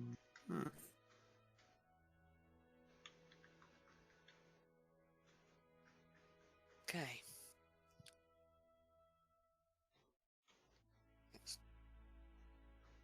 My notes are coming together. You head through, travelling on back to the drunk dragon. As you head inside, the mood has picked up. People are busy drinking and talking and cheering and laughing as someone seems to just be strumming a little tune away off in one corner for the entire tavern to join in, as people are kind of swaying backwards and forwards, singing, as some people were passing coin and kind of throwing it in that person's general direction. There's laughter and cheer and the pouring of drinks and food, as you see Mungus is otherwise a little bit more overwhelmed now, going about his business, passing bits and pieces from one person to the other and picking up and scooping up drinks and plates. Do you wish to sit down and eat, or will you retire for the night? I Could grab a personally, snack. I personally will be eating a bead of nourishment and going to Okay. my room. Okay. I'll get a small dinner, I think, and then head to my room as well. Yeah, likewise. Okay. Grabbing a small snacky bit of food. Bern? Yeah, I'll do the same. Okay. I'll say someone wants to take away 3 copper pieces from that. I'll do that. As That's you're all fine. handed what look to be small bowls of a gravy broth and bits of bread to take up to your room. Okay. As you otherwise take that off up to your room and you kind of sit down, eat it, and talk. Are you all going to one room or are you going to separate rooms for now? The Queglod inspected, or is she inspecting it here? Queglod on the move probably wouldn't have been able to inspect it very closely, but keeping a watch on it. Alright, I'll go into the room and Yeah. I'll join. figure it out. Okay. Okay. Malcolm, will you go into your own room? Yeah. I believe I know what you're doing, so yeah. And Sasha will join Well, you as well. I'm gonna take a look at the thingy mabobby, and then I'm gonna do what I'm gonna do. Okay. Taking a look at it. For all of you with I'm baubles, cast- go ahead I'm and roll me an casting investigation. Identify on mine. You're casting Identify on yours. Okay. For those who Yep. aren't casting Identify, go ahead and roll me investigation checks, please.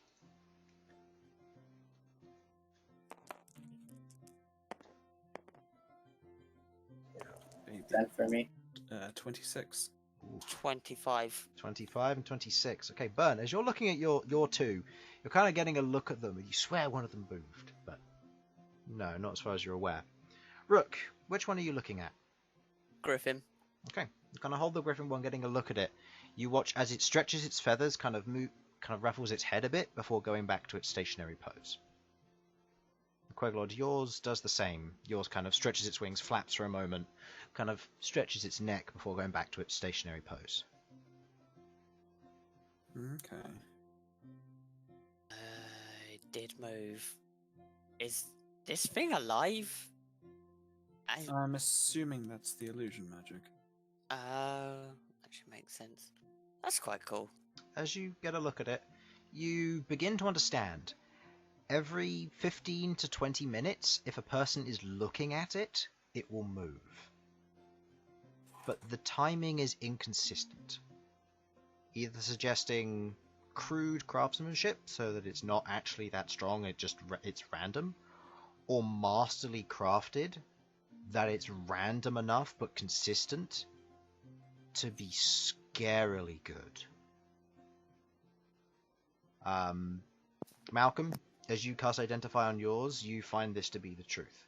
It is illusion-based magic of a major image style spell, dumbed down into a tiny magical center where it otherwise animates itself for 3 seconds tops before returning back to its stationary pose. Okay. Is it quite cool? I'm just gonna try and get like Lighthouse to kind of grab onto it. Okay.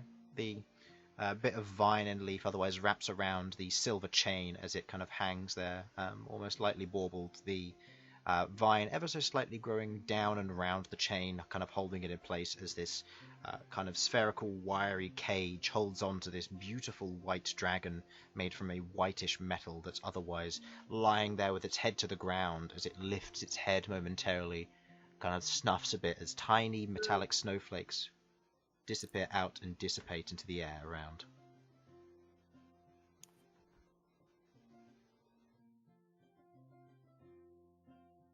Okay. When I brought this, I was concerned that the kids were going to fight over, who wants a griffin, who wants a horse. After further consideration, I think I'm going to fight with the kids who's going to have the griffin.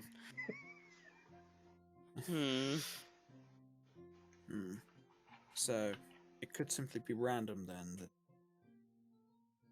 the Behir moved. Yeah. Oh.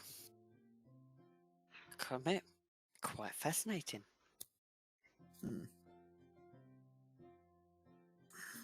What a strange person, though, who was making these. He seemed to have an almost endless supply. Yes, he did, and judging by the size of his stuff, to get such intricate details, be hard work. The actual power behind the enchantment wasn't much, but the delicacy seems to have been done very well.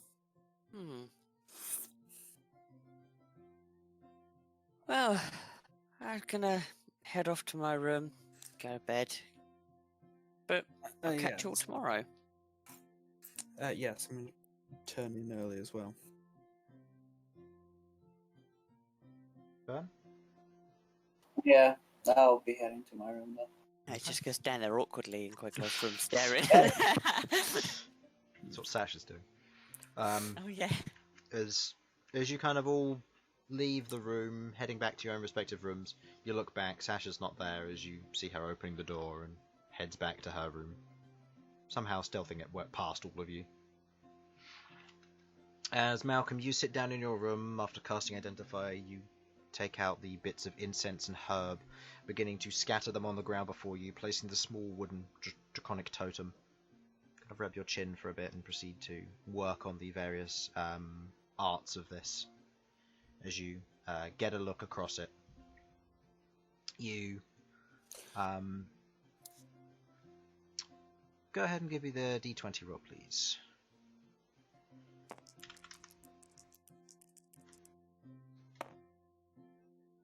Oof. I know, I have bad rolls. Oof. Okay. Can he... You take 14 points of damage. Oof. As you're preparing the spell, you kind of pick up the totem, and in that moment, your hand is almost filled with this thin layer of thorns. As you kind of pull away, the totem falls to the ground, bouncing slightly. As you look across the palm of your hand, you see that druidic energy is just torn through your hand. You kind of bandage it up a little bit and mend the wound with a little bit of cure wounds, but otherwise, nothing major. You finish up for the night and go to rest. As night draws in and draws close, the sounds of the night animals, of owls, the scurrying of rats in the outside city, the squeaking of bats as they fly past the outside of the window, the party rests.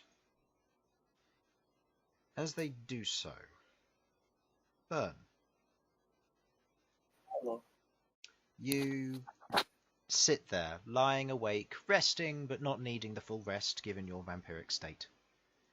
You sit there just taking in the air around you, listening to the sounds of the outside world as you rest, knowing that you'll be fine when the time comes to wake fully. And then it hits you.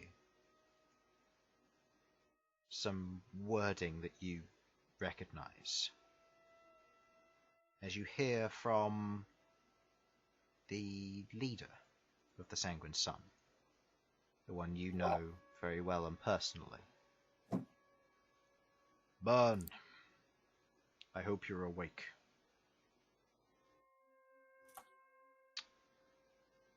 We've got your letter. We will be moving in on the city soon. Keep us informed of his whereabouts.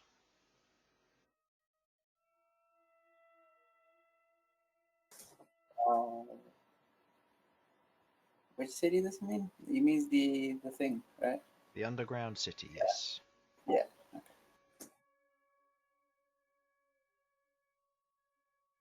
Okay. Will do.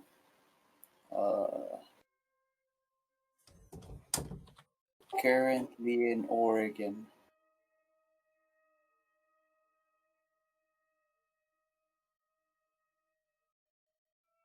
After we're done here, I'll be on it.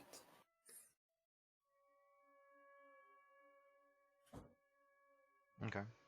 You hear the following message after. How long will you be? I want to get this done while he's out of town. Days, but I'll tell them to keep checking up on him every day. And we'll report to you. Okay. You get no further response.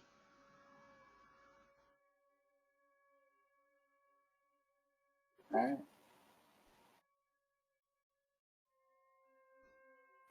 So they're getting ready to attack the city. Before that, what was stopping them? By the way? Can I Him. remember? Him. Okay. Yeah, they weren't going to attack. They weren't attacking the city before he arrived because they were trying to do, because it was against their covenant to attack a city which was technically under their control.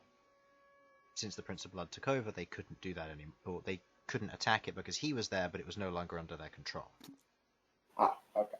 Meaning that now they're allowed to full-on wage war against the city.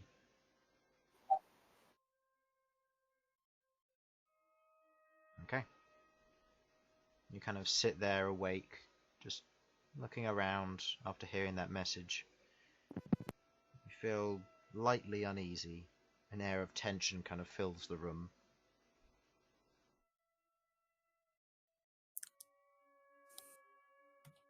And you go back to sleep. The rest of you wake. The warm air kind of greeting you from as you kind of hug close to your woven wool mattresses and sheets as you awake in the morning. You can smell the fresh smells of bacon from down below as the breakfasts are being made. You all begin to rise early in the morning, kind of performing your daily and morning rituals, preparing for the day ahead.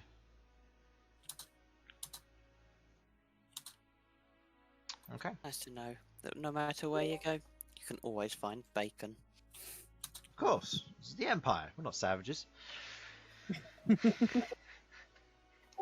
That might mean you'll be deprived of bacon in campaign 2. Can I get a wisdom saving throw from you, Chris? From me? But I'm the DM. Yeah. What have I done? Basically, the purple dragon, please. The purple dragon? Oh, right, Scry. I was like, what do you mean from me? What did I do? What are you casting on me? Hold person doesn't work on the DM. You sure about that? He's dominating. Yes, be quiet, you. Can I make a dragon check against you, Chris? I need a charisma saving throw, Chris. Oh, I'm bad at those. Chris, make a deck save for me. I'm sat down in a chair. I can't roll out. I'll hit my warhammer. Exactly. Let's roll a deck so you don't have too much time, Chris. Roll it. I choose to fail. All right, you're charmed. So, what from a deck save? Yep. So, you sit down and you concentrate, beginning to perform the scry, focusing in on the purple dragon. No hold. Okay. So, can I ask them to check up on as many people as possible from the Prince of Blood's arsenal? Okay. He's currently sat in his room and you're lying awake in yours. I go over to Malcom and Sasha's room and ask if they can check on Prince of Blood, the skins, was he the skin scribe? No, he was the advisor. What is he? I don't know. Blind Butcher? We had to got the Oh, the spellcaster Inquisitor? Inquisitor. Oh, the Inquisitor, yeah. and the blind butcher, if possible. And the Prince of Blood, if possible. Yeah, okay. All three. Okay. Okay, who's doing what then? Because you and Sasha have spell slots to split. I will scry on the Inquisitor. Okay. And Sasha will scry on the Blind Butcher. Yes? Yeah. Okay. The Prince of Blood then. Okay, so Sasha spends... Is scry 5th or 6th level? I forget. 5th. By the Fifth. looks of it. Yeah, scry's 5th. Yeah. Okay, so she spends one of her 5th level spell slots as she performs scry. She sits down, begins to attempt to scry on the Blind Butcher, but there is no hold.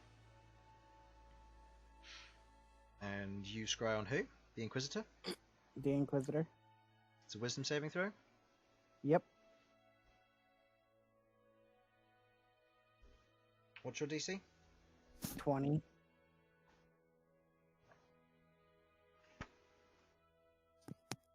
Do we succeed? He fails. As you focus in on the Inquisitor, your mind begins to pick up on something. The Inquisitor. But he can't be in the plane of hell if you can see him. As your vision focuses in, you see the Inquisitor moving down a hallway. Moving through a very smooth, cut stone hallway. You can see banners and tapestries on the right and left, torn and scattered. You see blood strewn about on the ground, bodies of humans lying with robes and books torn asunder. As you watch as a humanoid form rushes towards him and stops momentarily, large and muscular, standing about 10 feet tall, hulking in form, one head on the front with these large arachnid mandibles reaching out, and on the shoulder and back, a secondary head kind of chittering and chattering to itself as it kind of skittishly moves back and forth. It has 6 arms, 2 forward and 2 back, or 4 forward and 2 back, as it lumbers forward and slows and stops in front of the Inquisitor as he speaks out in Taratan to it, saying a few words before you watch as it turn and runs down one of the nearby hallways. You hear screams and cries, the sounds of spells and explosions going off. You watch as the Inquisitor moves through before you watch as he snaps his fingers, muttering a few words, and goes invisible. Your vision follows him, however, as he moves up what looks to be a set of spiral staircases, moving upwards and upwards again. You see another one of these large forms as a door has been torn open as this thing stands in a room currently battling what looks to be a fairly powerful individual, an archmage of sorts, a long beard, humanoid, as he reaches out and casts what you recognize as disintegration at this thing. As it strikes, you watch as it hits the surface of it, ricochets off and strikes one of the nearby wall patterns, destroying it immediately. The creature that hunches there growls at him, moving forward, snapping and slashing at him as an arcane shield would go up before the Inquisitor snaps his fingers and the spell fails. The Archmage looks over as his head is cleaved from his body. The attack fails, and you watch as this thing rips into him, tearing his collarbone and spine apart, tearing him open and scattering him across the ground. Entrails and organs spilling out as this thing growls and begins to look around skittishly in a frenzy. Before you watch as the Inquisitor puts up a hand and says something else, and moves over to the desk. You watch as he reaches down to the body and looks for something, as he pulls a ring of keys from the individual. He begins to try each of them against what looks to be a lock in the actual chest, in the desk ahead of him. As he goes through and has a look, going and peeling through each bit. You watch as a few more of these forms wander in through the door, trailing and covered in blood. As these things wander in, he reaches into one of the nearby desks, tearing it open. You watch as a glyph goes off as he shields his eyes for a moment, kind of blinking. You watch as his form for his hand begins to turn to stone, before you watch as he casts a quick spell and the stone fades, shattering onto the ground. His arm left there intact.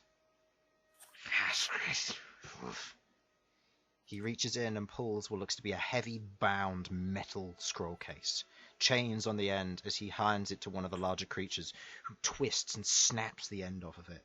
Another glyph, boof, goes off, this one knocking the creature back as you watch as part of its body is torn open from the impact. You watch as its form begins to regenerate and reseal, the skin rewinding itself back together, weaving itself into the thick muscular body of its form. As it passes the scroll case to the Inquisitor, he pulls it out and holds a very delicate piece of paper. You watch as a smile creeps across his arachnid face.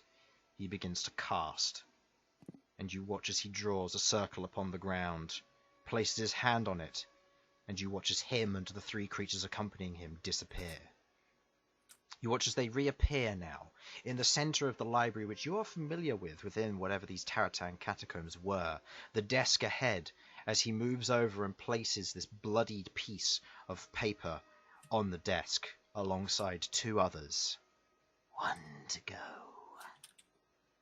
Master will be pleased. For now, rest up. We travel to our next destination tomorrow. You watch as one of them skitters and chants back to him before he looks around the room almost in fear. Before you watch as he snaps his fingers and you recognize detect magic going up.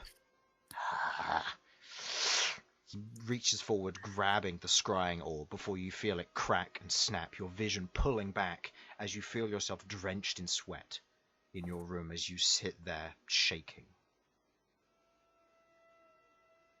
That is your vision.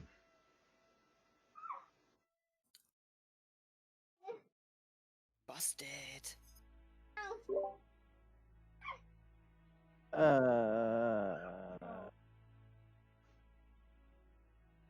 Well, good news. The Inquisitor's not with them. Bad news. Bad news. He's killing a lot of people. And gathering some papers. I couldn't read what they said. Oh, where? I have no idea.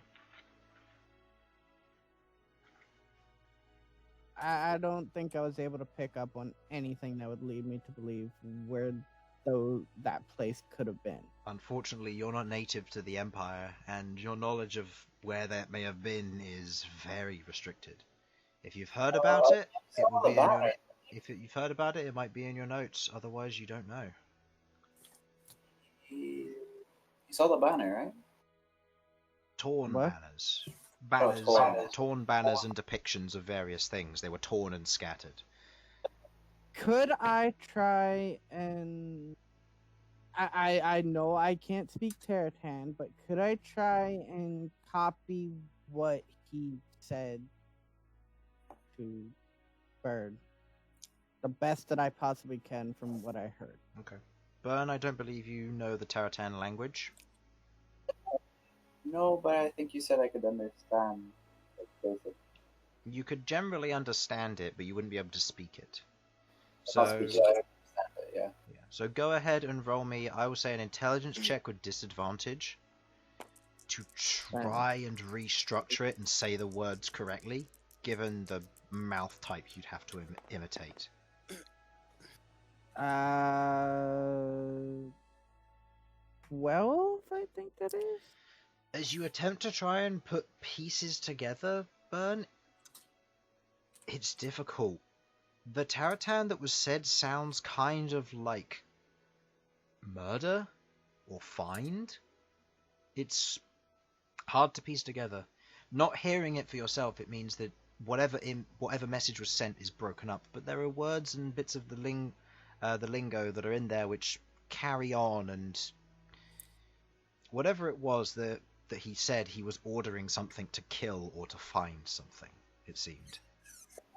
What were they looking for? Pieces of paper.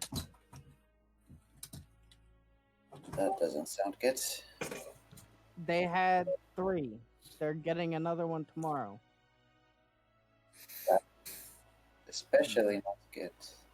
I'd also like to describe what the big, giant, humanoid thing looked like. 6 arms. Have I heard of anything like that? No, none of you have. I think I may have the tile, however. Oh? Oh, God. Just to get you a better idea. I'm trying to remember where I put it. This was the creature which I was debating whether it would be large or medium, and now I've lost it. Is it in the large section? It is in the large section. It has a name. I'm going to have to get rid of that for a moment. So, I imagine this being the skin scribe. Probably. Let's reset this thing, and let's make it big so you can get a better look at this thing. Oh my Jesus Lord! Oh, this... Not good. Did someone send me How a pic? many of these were there? 3. They aren't this big. They're 2x2s, but yeah. You know what, Sam? I'll just send you the raw image so you get a better look at this thing. Yay! Actually, no, because then that will have the name of the thing. So I'll just send you a snippet. Do what you must. I just want to say I can't be bothered to log into the server. No, that's fine. Excuse the Infernal hand. I'll post it in here I because often Sasha might have want to to. see it as well. Oh, glorious. So they've got one more fucking He had looks his skin friendly. scribed, didn't it? Can I give him a hug? I'm back. Looks like he'd be really good at hugging. Yeah, they are really good at hugging. They got lots of arms. That's like Wait. 3 potential grapple checks right there. Oh, that's what it looks like? Actually, 6 if you really. Yeah. You've got those Mm. little, like, mandible things on the back as well. Actually, 7 if you include the legs. I'm actually using these and look at the abs on that thing. I mean, that's okay. That 6-pack. I love how circular it is. It actually looks like that those open up to reveal what's inside, and that's horrifying. You can thank Zenosa for the art. Come check it out. Yeah. I remember her drawing this. Wonderful thing. I'll leave it there to the end of the session. Just so you can Fully get it. admiring it. Yeah. So, Just so we can be scared even more. yeah. So, Uh, the two of you taking are with currently standing in the room as you describe this thing to him. You don't recognize this sort of creature, Bern. This is very not good. No. Were the Prince of Blood with him? No, it was just him and 3 of those things. Was it 3? 3. Correct. 3 of those things. I described what it did with the disintegration hitting. I don't remember what it was, but The They disintegration, just the disintegration hit its upper shoulder. You watch as it reflected or otherwise ricocheted off of it into the nearby wall and disintegrated part of the wall.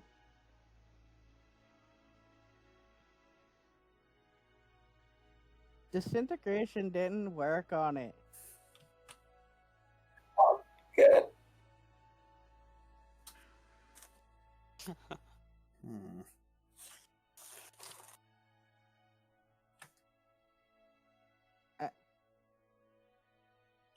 And you should have seen what it did to that archmage. Oh god. That poor archmage. What level are archmages, Chris? Seeing as it cast disintegration, at the very least 11th level. Ooh.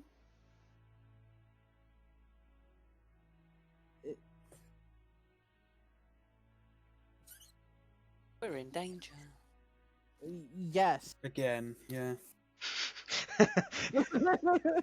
Again. Again, through her life. So, what do you all want to do today? Can I you think- check the Prince of Blood? I need to write a report. Sure. I'll give the Prince of Blood a try with my 6th level spell slot. Or Sasha. I don't know. Or Sasha. By the way, Sasha will use sending for you to help. Alright. Okay. There is no purchase on the Prince of Blood. As you otherwise ask Sasha to send a sending it to whom and what are you sending? 1 second. Is this one? Captain Griffin. I think this is exactly 25 words. Okay. Are you going to read it out or do you want to just send it and I'll read it? Yeah, there you go. Actually, you read it out. Be more fun. Inquisitor has 3 out of 4 pages for Scrin Scribe, I assume. They have 3 unknown 6-armed arachnids immune to disintegration. Prince Scribe failed. Okay. Sasha gets the following response. Should we attack? Yes or no? Any actions we should take, let us know what to do. We'll wait for your order.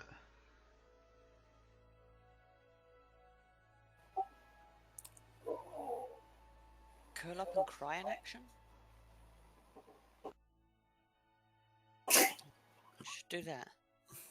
And the cry action, yeah. Cry action. I'll have you know that that spell takes 10 minutes to cast. You, Oh, you, damn. you should tell them to at least wait till tomorrow because he leaves tomorrow.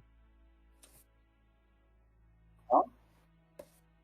You should tell them they should at least wait till tomorrow because he leaves again tomorrow. Last bit of paper. Oh yeah, let me construct it. Okay. Are any of the rest of you doing anything? Eating bacon sandwiches. Okay. Furious. I want to Yeah, explore. He ain't dead. I want to explore. You want to explore? Yeah, I want to go to the other shop. The top, the upper city one. Or... Yes, Okay, right. Yeah, I do. I want to check it out. Okay. Is there anybody who wants to do something different to that? Well, not really. A bit stuck, aren't we? Waiting. Did we establish what happened to the shard? Because it went missing. It did go missing. Yeah, weren't you? Yeah, you can ask Elsyan. Yeah, that was my thinking. Because I've got another soul, don't I, in my lantern? You do, yes. That's not Elsyan's. That's Correct. the one that was incomplete. So I Correct. would like to, well, I guess while we're waiting, try to inquire with it. With it or and else? figure out. Actually, I'll ask Elsyan first since he's here. Hello. Oh no. You thought you could escape. So Elsyan, Even as in you're sat death. down you're sat down at your table inside the brilliant mansion, drinking tea, having Farnsworth bring you various designs of elvish delicacies and fancies, as well as scones and crackers, cheese, macaroons, and other delicacies of the elven kind, as well as your favourite cheese and tomato stuffed elven flatbread. Oh. As you sit there eating away and writing things down, taking notes with the 4 shards beside you, you hear the following things said to you. Elsyan, I hope you're holding up okay in there. You'll wish to be aware that we may have found a way to bring you back. Whilst we're waiting, do you happen to know what became of the shard? Only it disappeared after the fight. I was hoping you would know if you'd gotten hold of it somehow.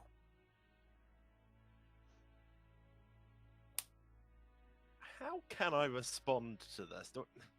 In a ghosty voice. You hear that. I'm asking Chris like the actual mechanics of me responding here. You can respond however you wish. Right now, you just hear the voice kind of speaking in your head as if it's coming from above. You look up towards the top of the mansion. You just see the roof, and you look out.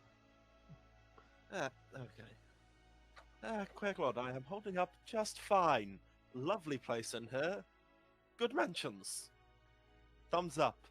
I do have the shard with me, and the 4 shards will be staying with me, and it's good to know that you have got a way to get me back. As much as I like it here, I prefer living. Alright. Okay, Chris, are the other 2 beings here? Yes.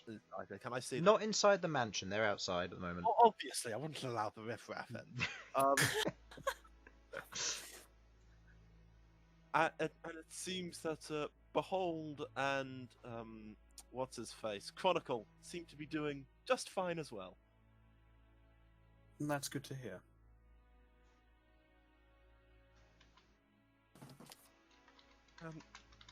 That should be everything. Now, if you don't mind, I've got some more tea to drink. Very well. You Farnsworth? get back to that. More tea. Yes, sir. You hear that from inside as you hear what sounds to be Farnsworth as he goes, "Here you are, sir. If there's anything else, please just call." I will. Thank you, Farnsworth. Out of interest, do I hear this? You do. Queglod hears Farnsworth. Wow, it took Elsyan to die before one of us could hear him. Mm-hmm. Oh, if I've got plans, you're going to be seeing a lot more of Father. God. Oh, jeez. Okay. I will stop concentrating on the lantern for now. Okay. Well, you'll be glad to know Sasha, I've she's a bitch. And thank you for resurrecting me. In the future. gonna make the executive decision to not pass that one on, because I would quite like to see Elsyan get brought back to life.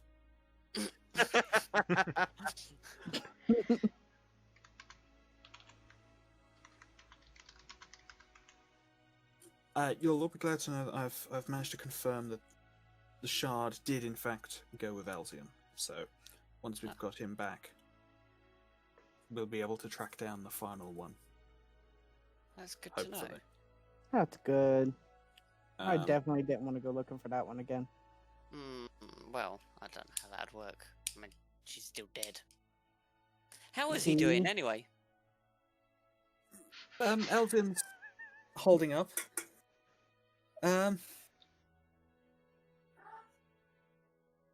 Yes, no, Elsyan is okay. Restless for being dead, but I suppose that's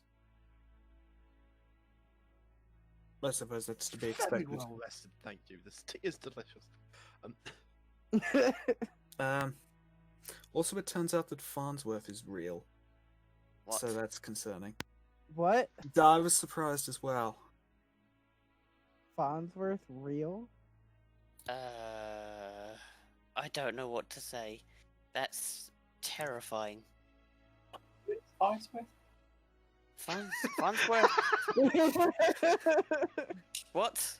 Hey, Farnsworth is Elsyan's imaginary butler.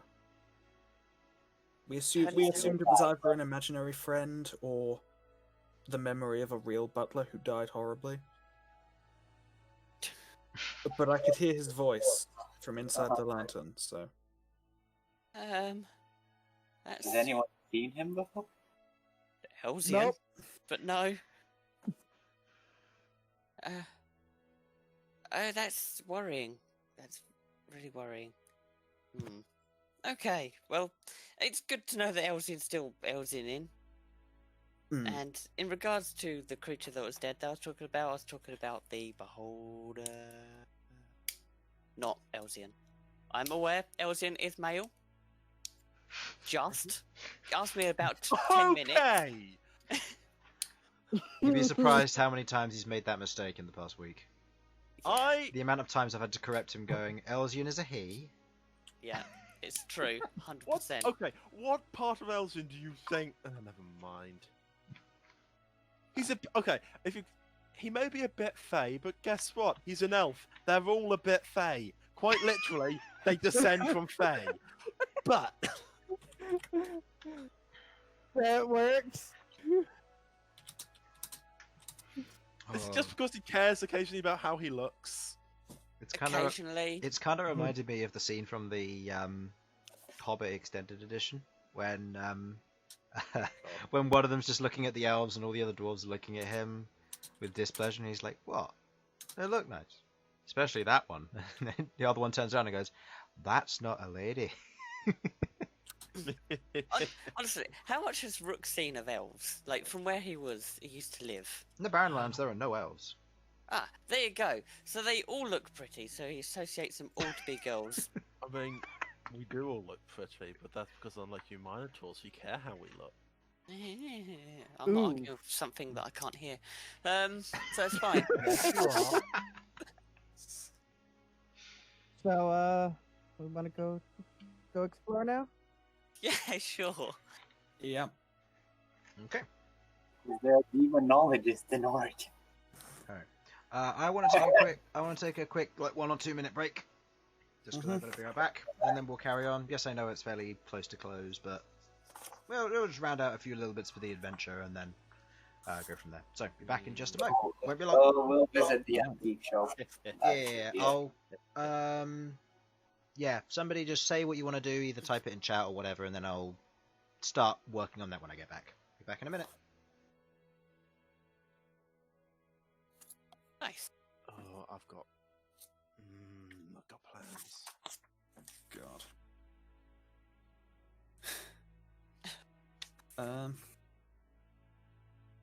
Oh yeah, so how did your D&D go? Yeah, it went well. Two of my party members were on a small adventure into the plane of fire. Get a chaotic neutral tiefling plane shift, and suddenly, plane of fire sounds fun. They have slowly started yet another revolution of the fire elementals against the Ifriti in the city of Brass, which will be swiftly and brutally crushed. Mm-hmm. The party members have not stuck around. They were there for 3 days, and they've sown the seeds of revolution. All by just teaching them about gambling with dragon chess. Oh no. Oh yes.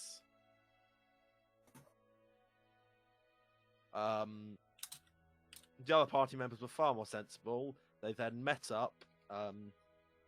For an entire watch, they didn't notice 2 necromancers were watching them. I'm back. Along with some invisible imps. And then they got attacked by necromancers doing Dance Macabre. Utterly destroyed them just by killing the necromancers. They were weak necromancers. They both got disintegrated. And then an archmage with an iron golem turned up. Cool. Oh, this is your session. Right. Yes. I was very confused then. I was like, I don't remember any of this happening. But yeah. Can I share with the rest of the party the stuff going on with Elsyan when he eventually comes back? Or... When he comes back, yeah. I mean, I have nothing wrong with you sharing it. It's your story. Excellent, because Elsyan's not going to be a mystic anymore. Oh? I am free of the curse. Yes. I'm sorry, Chris. I feel actually very rude saying that. Cause... No, it's fine, because this all actually happened in a very interesting order. I'll explain why either post-campaign or remind me to remind you why your curse on you was relevant. Cool. Will do. Or once your mother's arc is over, because there's some really interesting stuff which none of you would have guessed. Okay, interesting. Yeah. And Chris, I think I've decided on what kind of wizard I'm going to be. Okie dokie. We'll handle It's that. going to be A death wizard. obviously, I am going to be a war wizard. No. War wizard's not bad, but... No, obviously, I am going to be, illusion. Illusion? Cool. Illusion. Because No. I figured out that No. illusion... You know what you should be, Sam? What? Oh, I get it now. Wait. School of Dreams Bard. No. School not of even- Dreams Bard. Okay, right. Bard is often... Okay, you know what else charisma is? 8. Oh, You know what Infernal, did you intelligence just is? say School of 20. Dreams? Yes. Oh, what's it? Oh, you beautiful man. I'll finish that subclass one day. No. The bard who spends half the combat affected by the sleep spell and is still able to cast spells. Oh, is this the subclass you keep threatening Infernal with? Yeah, I do. I Yeah, want to that's do it. Marla is the D&D class. Stop playing Chris, D&D. I want to do it. I want to do it, Chris. You won't be a part of School of Dreams bard. Yes. Oh, man. Once it happens, it'll be the most hilarious meme class that I've ever made. Here's the thing, you know for well I'll be gunning to get the stuff for Simulacrum, because then I can make Farnsworth real. Oh my god. Who says he isn't already? My own broken psyche. Fair. Alright, so as you venture on out into the city in the early hours of the morn, you see several people otherwise walking around, getting to work. You see a large, what looks to be chain of people just walking towards the, heading westward towards the mountain edge. A lot of the people who you saw previously walking along, who are otherwise soot covered and so on, are walking westward towards the edge of the mountain, along the inside of the city.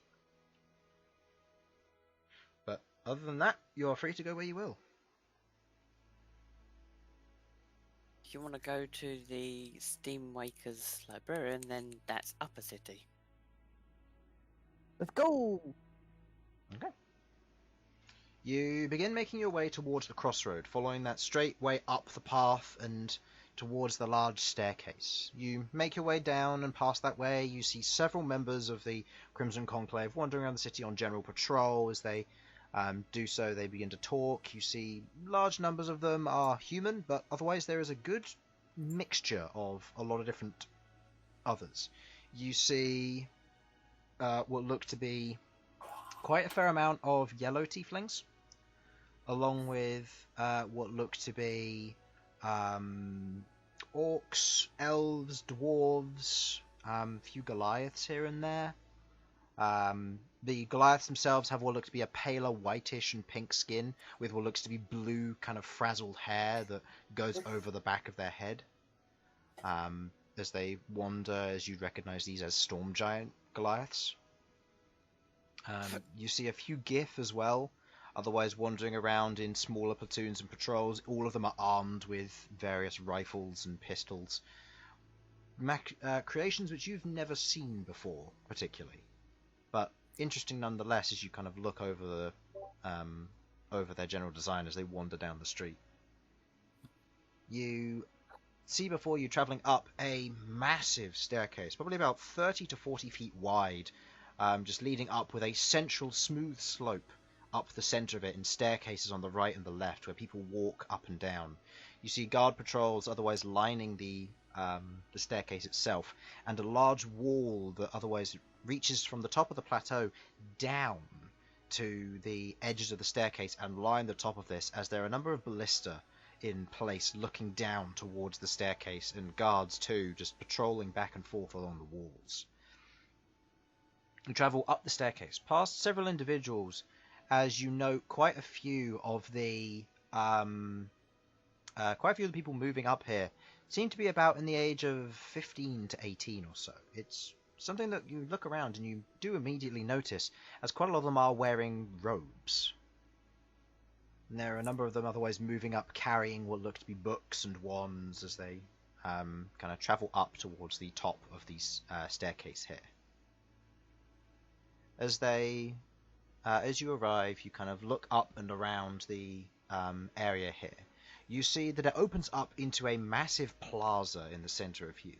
To the right, you see what looks to be a rather large and very well structured building hidden behind a few other smaller buildings with walls lining in between, with a single archway that leads into this kind of cornered off district with a large central tower at the center of the vicinity of this. You see further along around and to your right what looks to be another large building, a series of windows and almost chapel-like in its design. Chapel or not quite cathedral in place, but you see near to it, so maybe a few houses along, a massive cathedral with a symbol you very much recognize as Motarlin's, in very beautiful stained glass window, wrapping around in a large circular fashion above the doorway set into the tower, which radiates light travelling through and reflects it off in brilliant, dazzling colour to the surrounding area. You see off to your left what looks to be a walkway that leads round and through various buildings and houses before it leads up towards what looks to be the large castle at the back, with two smaller fortresses or castles set to its right and left. I don't entirely know where you're going, but this is the general information you have. What was the area we were looking for again? We are currently looking for the Steamwaker's Librarian. We're going to the library? It's just called Librarian. It's Steamwaker's Librarian. Librarian, yeah. Let's ask somebody then. Because I thought we were gonna go to the antique shop. So. Hmm? I said I Right, thought right. we were going to the antique shop. That's why I was confused. Did you want to head to the antique shop instead then? I thought we were going up. Everybody wanted to go to, or others wanted to go to the librarium. Did you want to go to the antique shop, or did you want to stick with the party? Oh, it's fine. I'll stick with them. Okay. We'll go later. Okay. So, you otherwise look around the area. You were going to ask, what kind of person do you want to look around? Who do you want to ask in the area? There are a number of students and guards and others. I'm asking I want to God. ask a yellow tiefling. Okay. You get a look around. Roll me a d20 for just general success to find a yellow tiefling to ask. Please, I need to speak to a yellow tiefling. If he fails that, I'm going to ask a hippo person. Oh, come on! You look around for a yellow tiefling. You see maybe one, but it's on top of the wall, a fair ways back. If they're on guard duty, climbing the wall is probably going to get you in big trouble. Aww. Fine. What does it look like is around us? Like, what kind of peoples? Mostly human, few elves and a few halflings about the place, as well as quite a lot of gnomes. Otherwise walking in robes and heading towards the large kind of cornered off section to the right hand side, as they just seem to be funneling towards there. How about just the closest person? Okay. Individual. And it's the what? The something librarian? Yeah, it's the Steam Wakers Librarian. Steam Like- Waker. Okay. Okay. Whatever. Most of the people walking by at this moment are probably 15 to 18. You're just going to walk up to one and ask. We're gonna be in the files, aren't we? Yeah, sure. Sure, I'm gonna walk up and be like, excuse me. Yeah? We're kind of new to town. Can you point us in the direction of the Steam Wakers Librarium? He kind of looks around and just points towards the large building in between the cathedral and the cornered off area. Well, That's the one you're looking for. I gotta go. And just rushes off. At which point you alright, let's go. At which point you hear a bell sound, kind of a single toll, and a second one. Dong. I wonder if this is a school.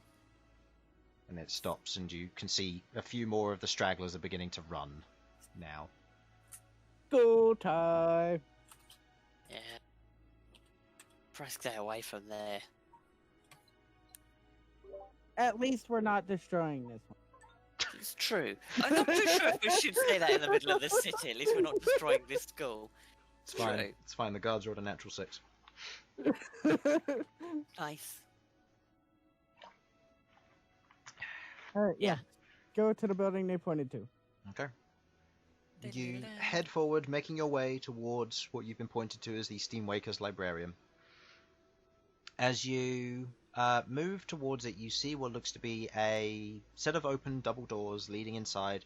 The building itself is sloped to the right and left before it goes down to another tier, again of the kind of sloping to the right and left in a rather interesting warehouse-looking building.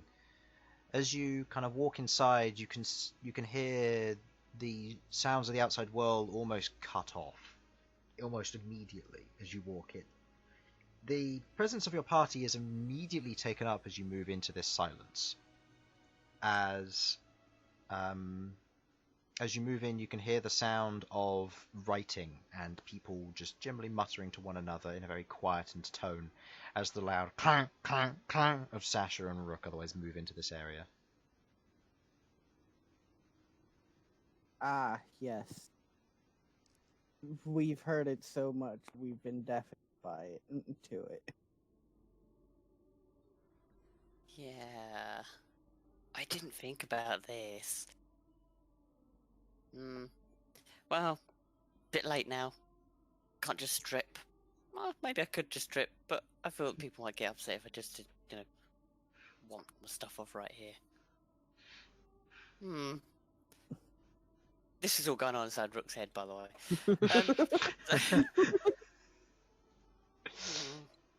Okay, well, guys, should we go in? It Yeah, let's feels go. a little awkward, but it's alright. Just blame Sasha and Elsyan. Neither of Meh. them are here to stick up for themselves. Hey, I'm dead, okay? Yeah, neither of them are here to stick up for themselves. The lantern's on speakerphone, by the way.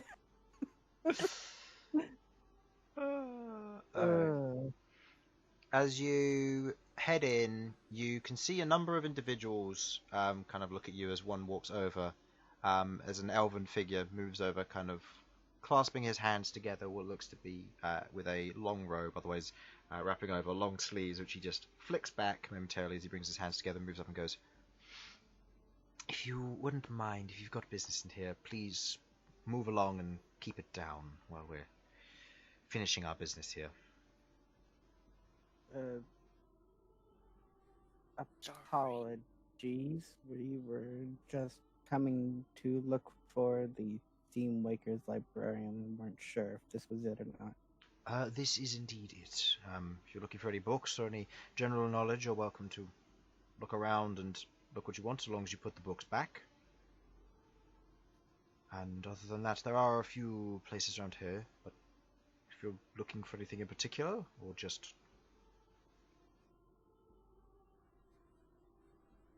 I turned to the rest of the party. Thought we were looking for a shop. Oh, yeah. They I thought said that this is more That's my specialized understanding. things. You're looking for a shop? There are two shops here. There's Devona's Scriptorium, which is in the back. And then there is the Wizard's Wards, which he points just off to the what looks to be a small shop kind of embedded into the wall as a separate room in this large warehouse-like building with several large structures of just lines of bookshelves in place all the way along this place. Large kind of containers put in place which people were lightly opening and checking contents and stuff like that. There's a lot of information here. Library in Adamanthia was big, and it contained quite a lot of information. This is a whole new level. I wonder what the restricted section looks like. Huh. You say I that out wonder loud? too. No. No. Okay. Try. What's the name of that second shop? Got Wizard's Ward. What's the other Wizard's Ward and Devona's Scriptorium. one? How the hell do you spell that?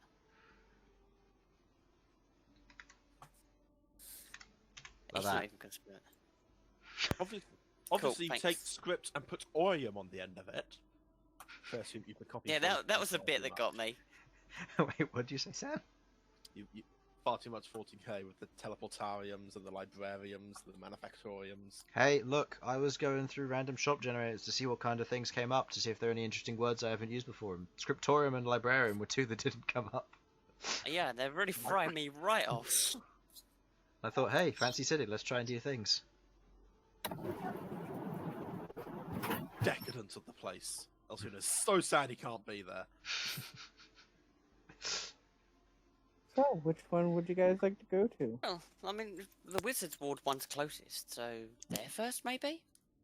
And then Alright. to the fancy named one? To the wizard one. Okay. You wander over past various tables which otherwise look over at you, but they don't seem to take much note as they seem to just be reading. One person kind of walks over with a few cups of something and kind of places them on the table as the individuals otherwise nod and they go back to reading. You can hear the slight murmurs of individuals beginning to cast and chant, as there seems to be a few individuals currently just practicing and working on general magical art.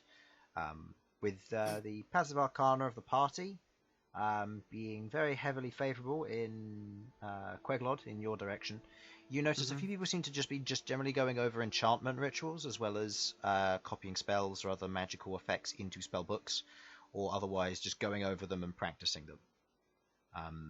Seems to be a general air of education, learning, and information about this place. It's intoxicating, but for you, it's very addictive. This place smells of magic. You make your way towards the wizard's wards as you look at what looks to be compared to the rest of this, it looks kind of like a shop front.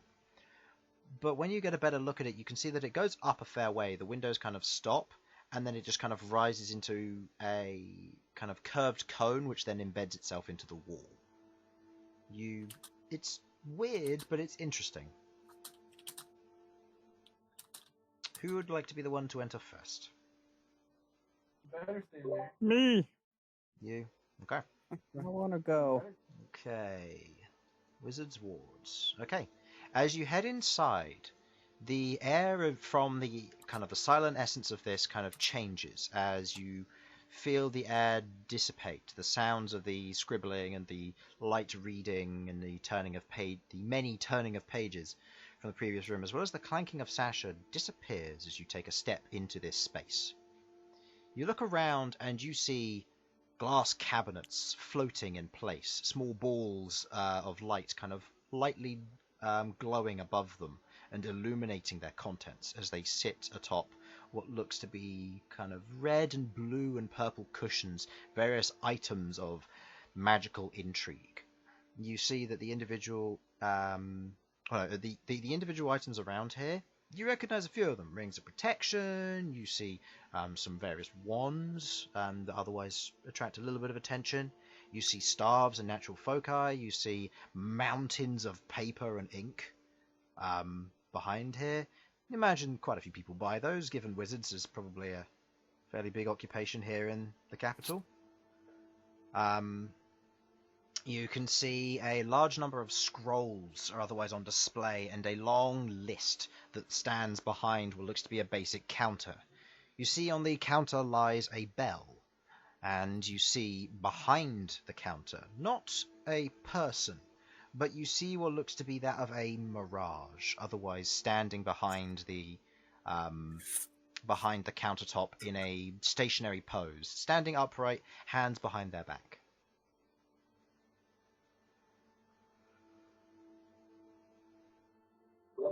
Interesting. At this point, the rest of your party begins to filter in, kind of taking in the scenes and the smells. On the ground level here, there's quite a lot of just general arcane focuses and other foci or other component pouches in place and on sale in this lower kind of wooden setup and bracket of display, whereas all the magical stuff is floating above. That's quite cool. Lots of floaty things. A lot of this is magic-y stuff. This is a little bit out of my zone. So, if there's anything you guys want, I'll keep an eye out for you. I'd like to take a look at the list. Okay. You begin to kind of look at the list, and you begin to recognize a lot of names of spells, which you can cast a few of them. But you recognize pretty much all of the wizardry-type spells that you might have access to through a spell scroll. Cantrips, first level, second level, third levels, you name it. Fourth levels onwards, it gets a bit more sketchy and it gets a lot thinner before the list ends at fifth level.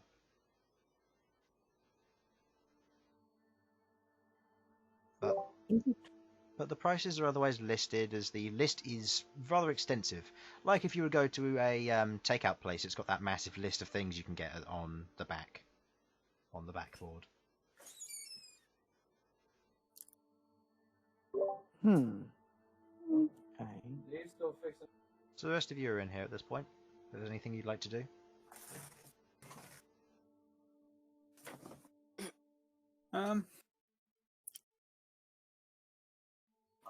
Not in particular, just taking a look around. Yeah. Taking a look and see if anything interesting catches there. Okay. Roll me a perception or investigation check, please. I'd also just like to take a random look around. Go ahead. Any of you are welcome to do this.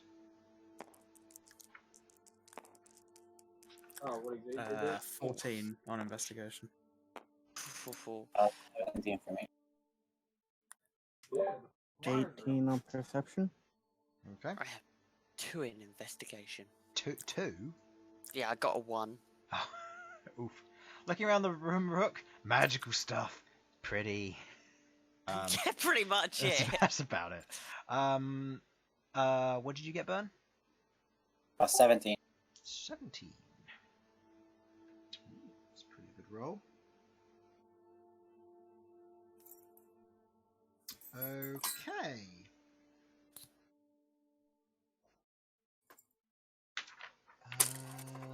Let's see. Would you recognize this? Yes, you would. Rook is currently wearing one of these. As you look up and you see kind of in one of the cushions is a periactive wound closure. Oh, fancy. Lying on the surface of one of the cushions as you get a look at it. It's very interesting. Malcom, what did you get? 18. Okay, again, good roll. Ooh. Okay.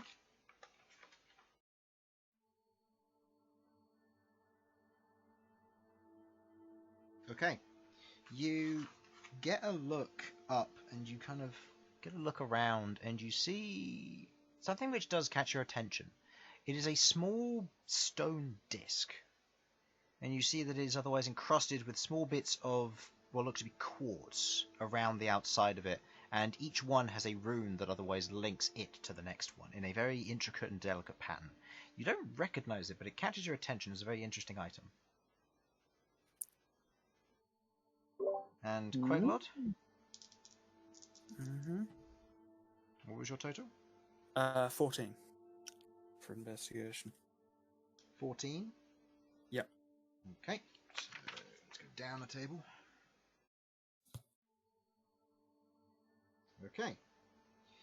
You kind of look over each of these items, kind of getting a general look and understanding of each.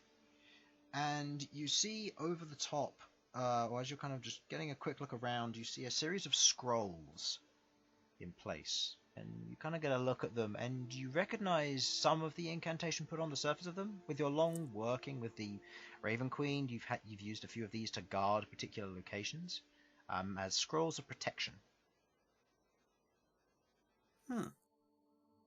As there are a number of them kind of encased within a case there.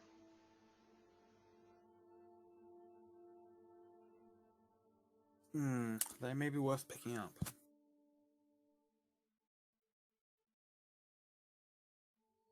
What are they?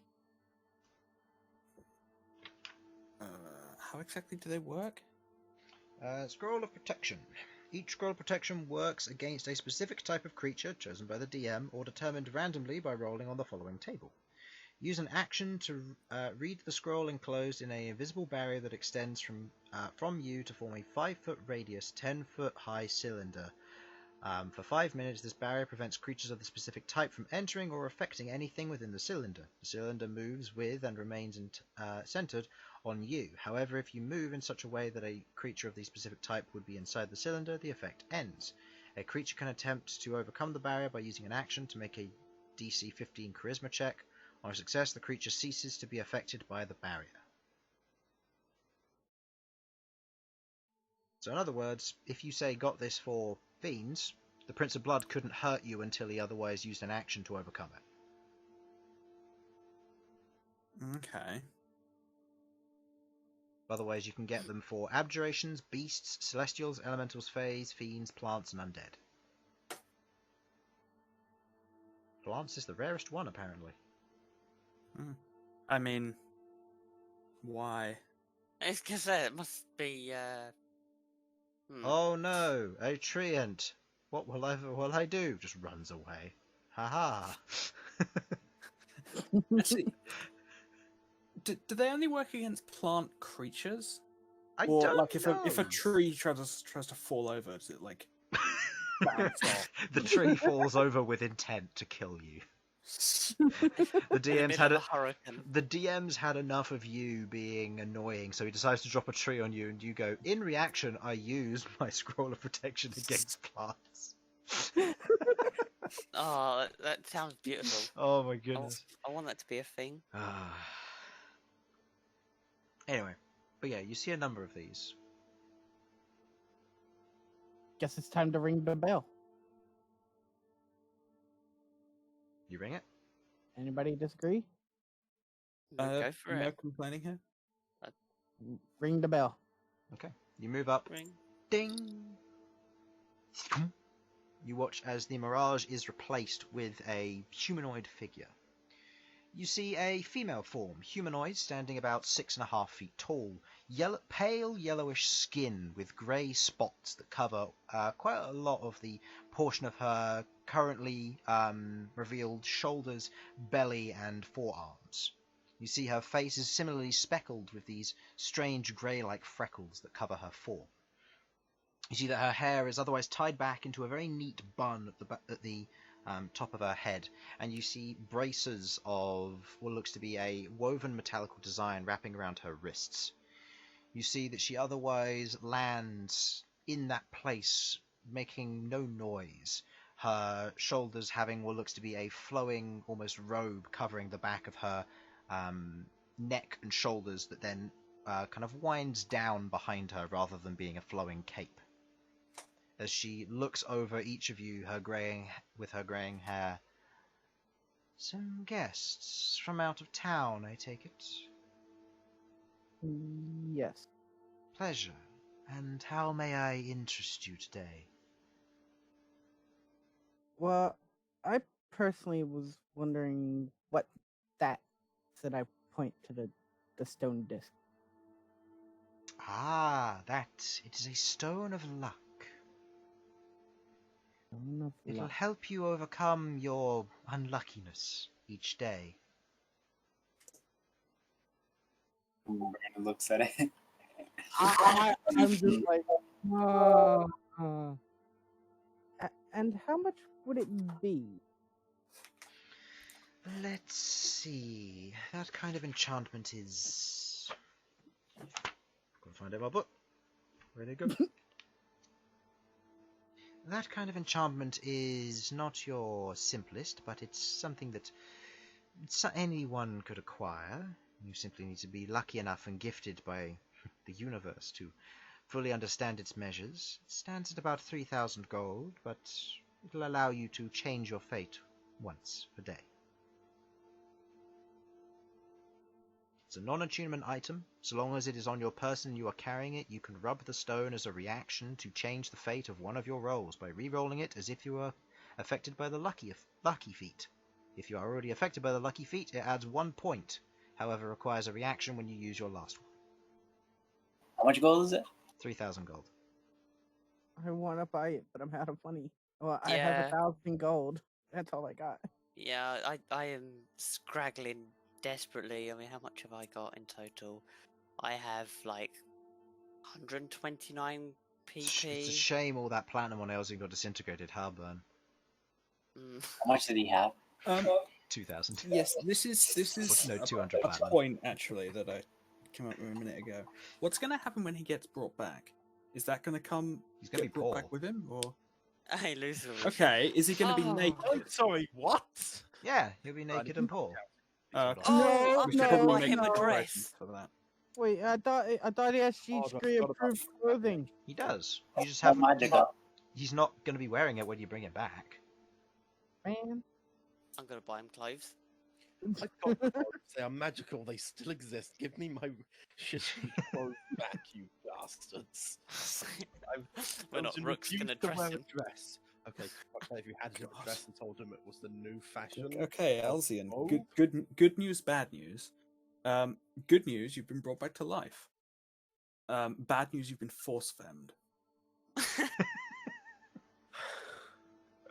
I don't appreciate this.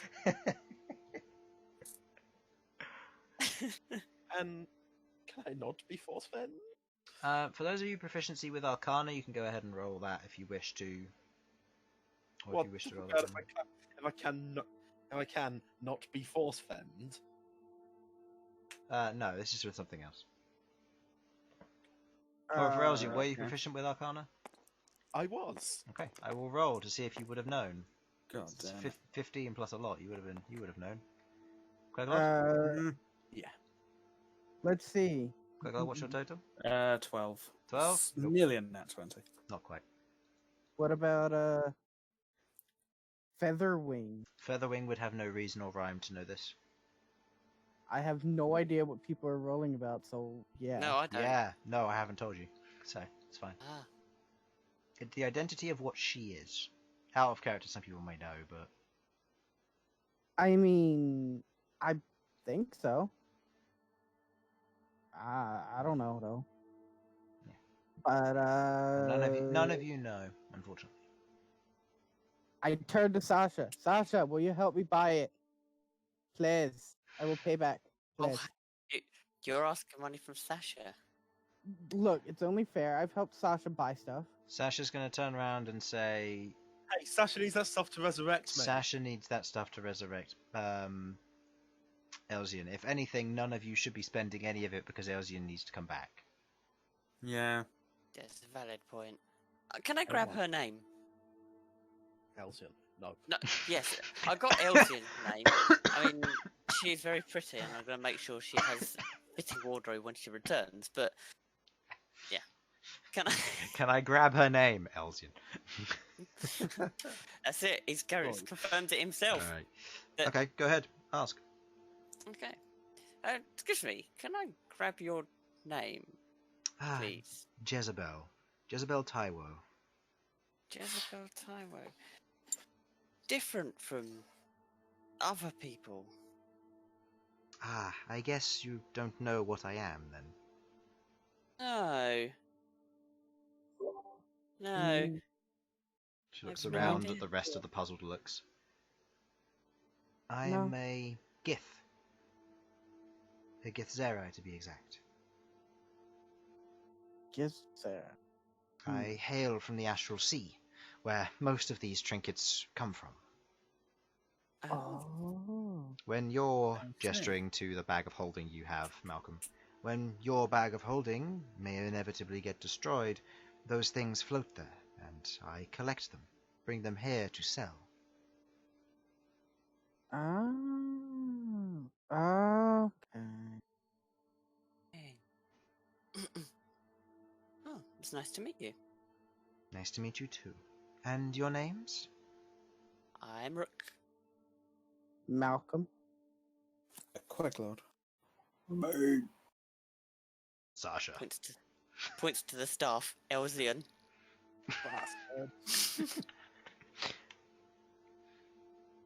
I wonder, is there a place I can sell roper hide? That? Is that the bag of holding? Yeah, I've got 100 pounds of roper hide. Oh no. You reach in to kind of think about the roper hide, and your hand touches something very jelly-like. It hasn't been in there that long. You got the roper hide from when you got the Prince of Blood. It's like a couple months ago. Ooh. How much is a bag of holding? Do you sell bag of holdings? I do. Bag of holdings, typically by standard issue, are more expensive. But if you're looking for something smaller, I can certainly offer something. It's Oh. a This Door is stuff now in from Adventures. 0. Makes this what have you got available? I mean, 0. a bag of holding usually goes for around about 1,000 gold. Oh. Most of the time. For the students here, they usually sell them for 250 for the student faring amount, allowing them to store components and such. Do you have just a normal bag of holding? Yes, 1,000 gold for the regular standard ones. Okay, But- that's 100 platinum, isn't it? Yes. I forgot I had I'm that. gonna get a bag of holding Okay. because I can store stuff in there from harvesting. Okay. 1,000 gold. That's 1,000 gold then. Right, yourself a now bag of down to holding. 29 platinum. Nice. bag of holding. Okay. That's 1,000 gold. Sasha objects for the moment, but she's not here, so oh well. Don't worry, Sasha. I have other ways of getting money. This will benefit us in the long run. Trust me. Good. How much can that hold? £500. 500.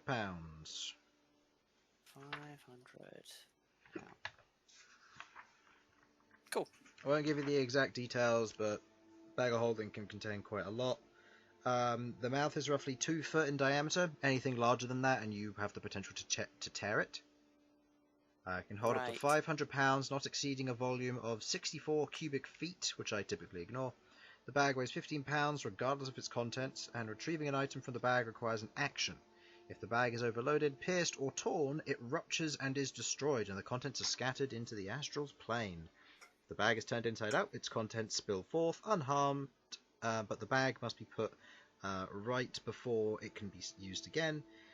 Breathing creatures inside the bag can survive for a number of minutes equal to 10 divided by the number of creatures, minimum of 1 minute. After which time they begin to suffocate. Placing a bag of holding inside an extra-dimensional space, such as a Howard's Handy haversack, portable hole, or another bag of holding, instantly destroys both items and opens a gate to the astral plane. Which, Nice. by the way, is a canonical method to one-shot bosses, potentially. Get two Yeah, bag. and everyone else. Yeah, Has been used to destroy a Tarask. yeah. Yes, pulls a Tarask into the astral plane. What happens? Oh, now you have a Tarask-shaped astral devourer coming at your plane of existence. Wonderful. Awesome. Okay. That's good to know. Right. Excellent. That's literally all I want, and I'm now officially broke, but Alright, good. till I go back to the thing. But yes, is there anything else you're after, or are you just browsing for things? Well, Is the bear at the achievement? Yes. Yes. yes.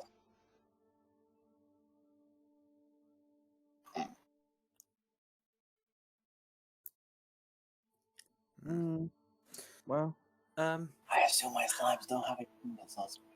how much of a variety Yes, but of... they can't wear items, because if they do, they'll be inside of you, and having any periaptive wound closure stabbing your heart 24/7 is not a good idea. It's Sasha, fine. what- You will close the wound. Just every time you take a step, he has to roll a hit die. Recover. It's like Bern jumps off of a 3-foot ledge. He's now bleeding. What? He's died. Hang on. Bern gets onto the back of a cart. There's a sudden jolt in the road. Make a death saving throw.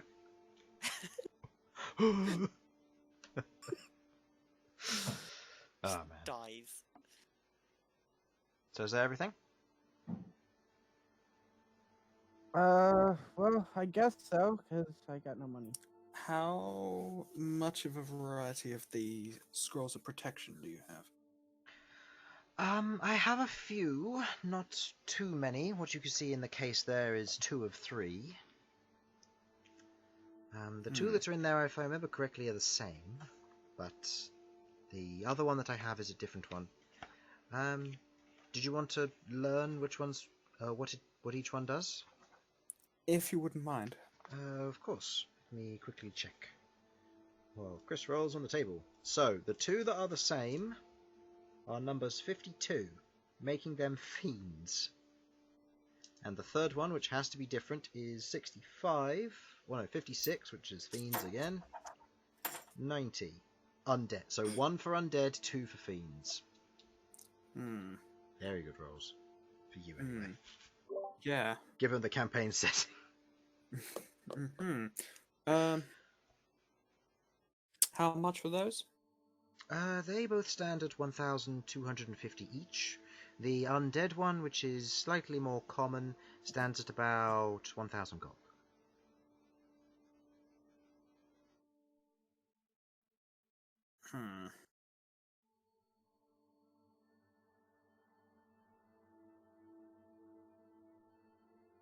If you want, Is I there can make sure to put them aside if you're looking to protect yourselves from such creatures. Is there anything that would reveal anything that's invisible? I have various spell scrolls for seeing invisible things. They're only one-time use, though. How much are they? The spell scrolls? Yes. Good question.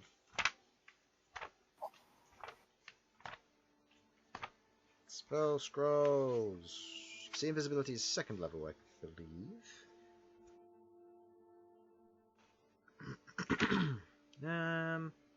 Spell scroll of second level is considered uncommon, meaning that it is roughly 400 gold.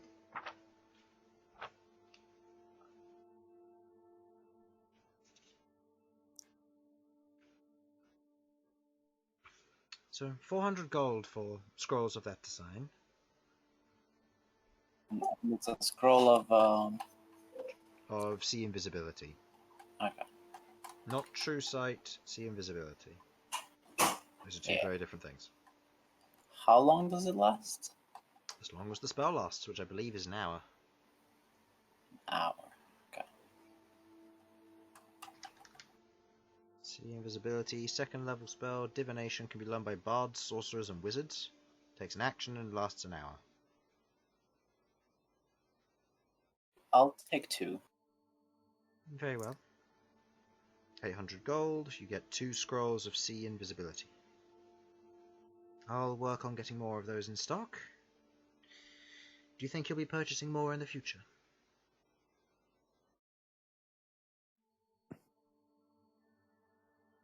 No?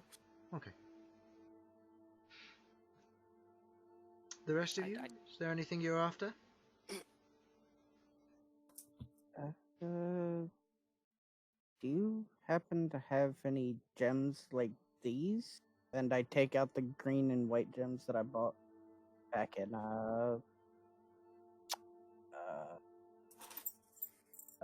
back in wherever it was over there. Cragganville? Sorry, I was on phone. What did you ask, Chris? I asked you if you were planning on getting any more in the future. No, I bought them in over. No, not there. Here, Galadon. Golodon. Yes, What were the green and white stones again? they're They basically look like. They're basically gems that kind of look like the fire ruby. Oh, so just the plain gems. Yeah. If you're after crystal or gemstones, I do sell smaller components, but I mostly dabble in diamonds, as that's one of the more common things. But if you were looking to purchase any, I would recommend either head to the scriptorium down the end of the corridor. Devona works quite heavily in scrolls. She does. I believe she has pretty much any spell that you might want, but making them takes time, so she doesn't do it that often. But she works at the lower levels for the students. But if you're after gems, I would recommend heading down to the ivory windows. There is a jeweler's shop down there. Called? Pardon? What's it called? I don't get down to the lower city that often, I'm afraid. I don't know. Okay, no worries. Oh my god. Chris can't find it in his notes. No, I've got it in my notes. I just had to go through my head. You don't look like you visit the Cloud District often. I still don't know what that's referring to. Sam, you can tell me after the session. Sorry, to what? What the Cloud District is in Skyrim. Oh, well, it's where the palace is, or where the dragon hole. Oh, okay. Yeah, the second place. Usually. Oh, Yeah, okay. it's effectively the part of the city that's that final tier that you get up to and you get the Okay. the wooden palace designed to hold a dragon. Think that one through. If it's a nice dragon, it makes sense. Not really, but oh well. Anyway, so are you all done here? Yes. Yeah. Would you mind holding on to one of the fiend scrolls for me? Of course. People don't buy... They've been in stock for several months, so it's unlikely they're going to get bought, but it'll be good to keep in mind. I'll make sure to leave one aside, or if I find another one, I'll put one aside for you. Excellent. Thank you very much. Right, sorry guys, I'm going to have to head off. That's fine. Just about to close No up now. worries. Fair enough. Well, I'll Yeah. speak to you guys later. Yeah. Catch you later. As you Bye. take your steps out back into the librarium, you look around. You can see the people working again as you leave the area. You watch as she draws an incantation in the air. As she places something on the ground, the mirage appears, and you watch as she disappears. As you leave the shop, you head back out into the silence and the scribbling of pencils, the light magical air about this place, and the turning of many pages as the clink-clank of Sasha and Rook now enters this silent space once more. Alright. We're monsters. You are indeed. Alright. Thank you for watching. Hopefully you enjoyed, and we will see you again next week, I believe. It's the week after that we've got a week off. Yeah, week after. Yep, week after next week we'll be having a week Cool. off, but next week we will be carrying on with the adventures around Origan. Thank you, and bye-bye. Bye. Bye. Bye.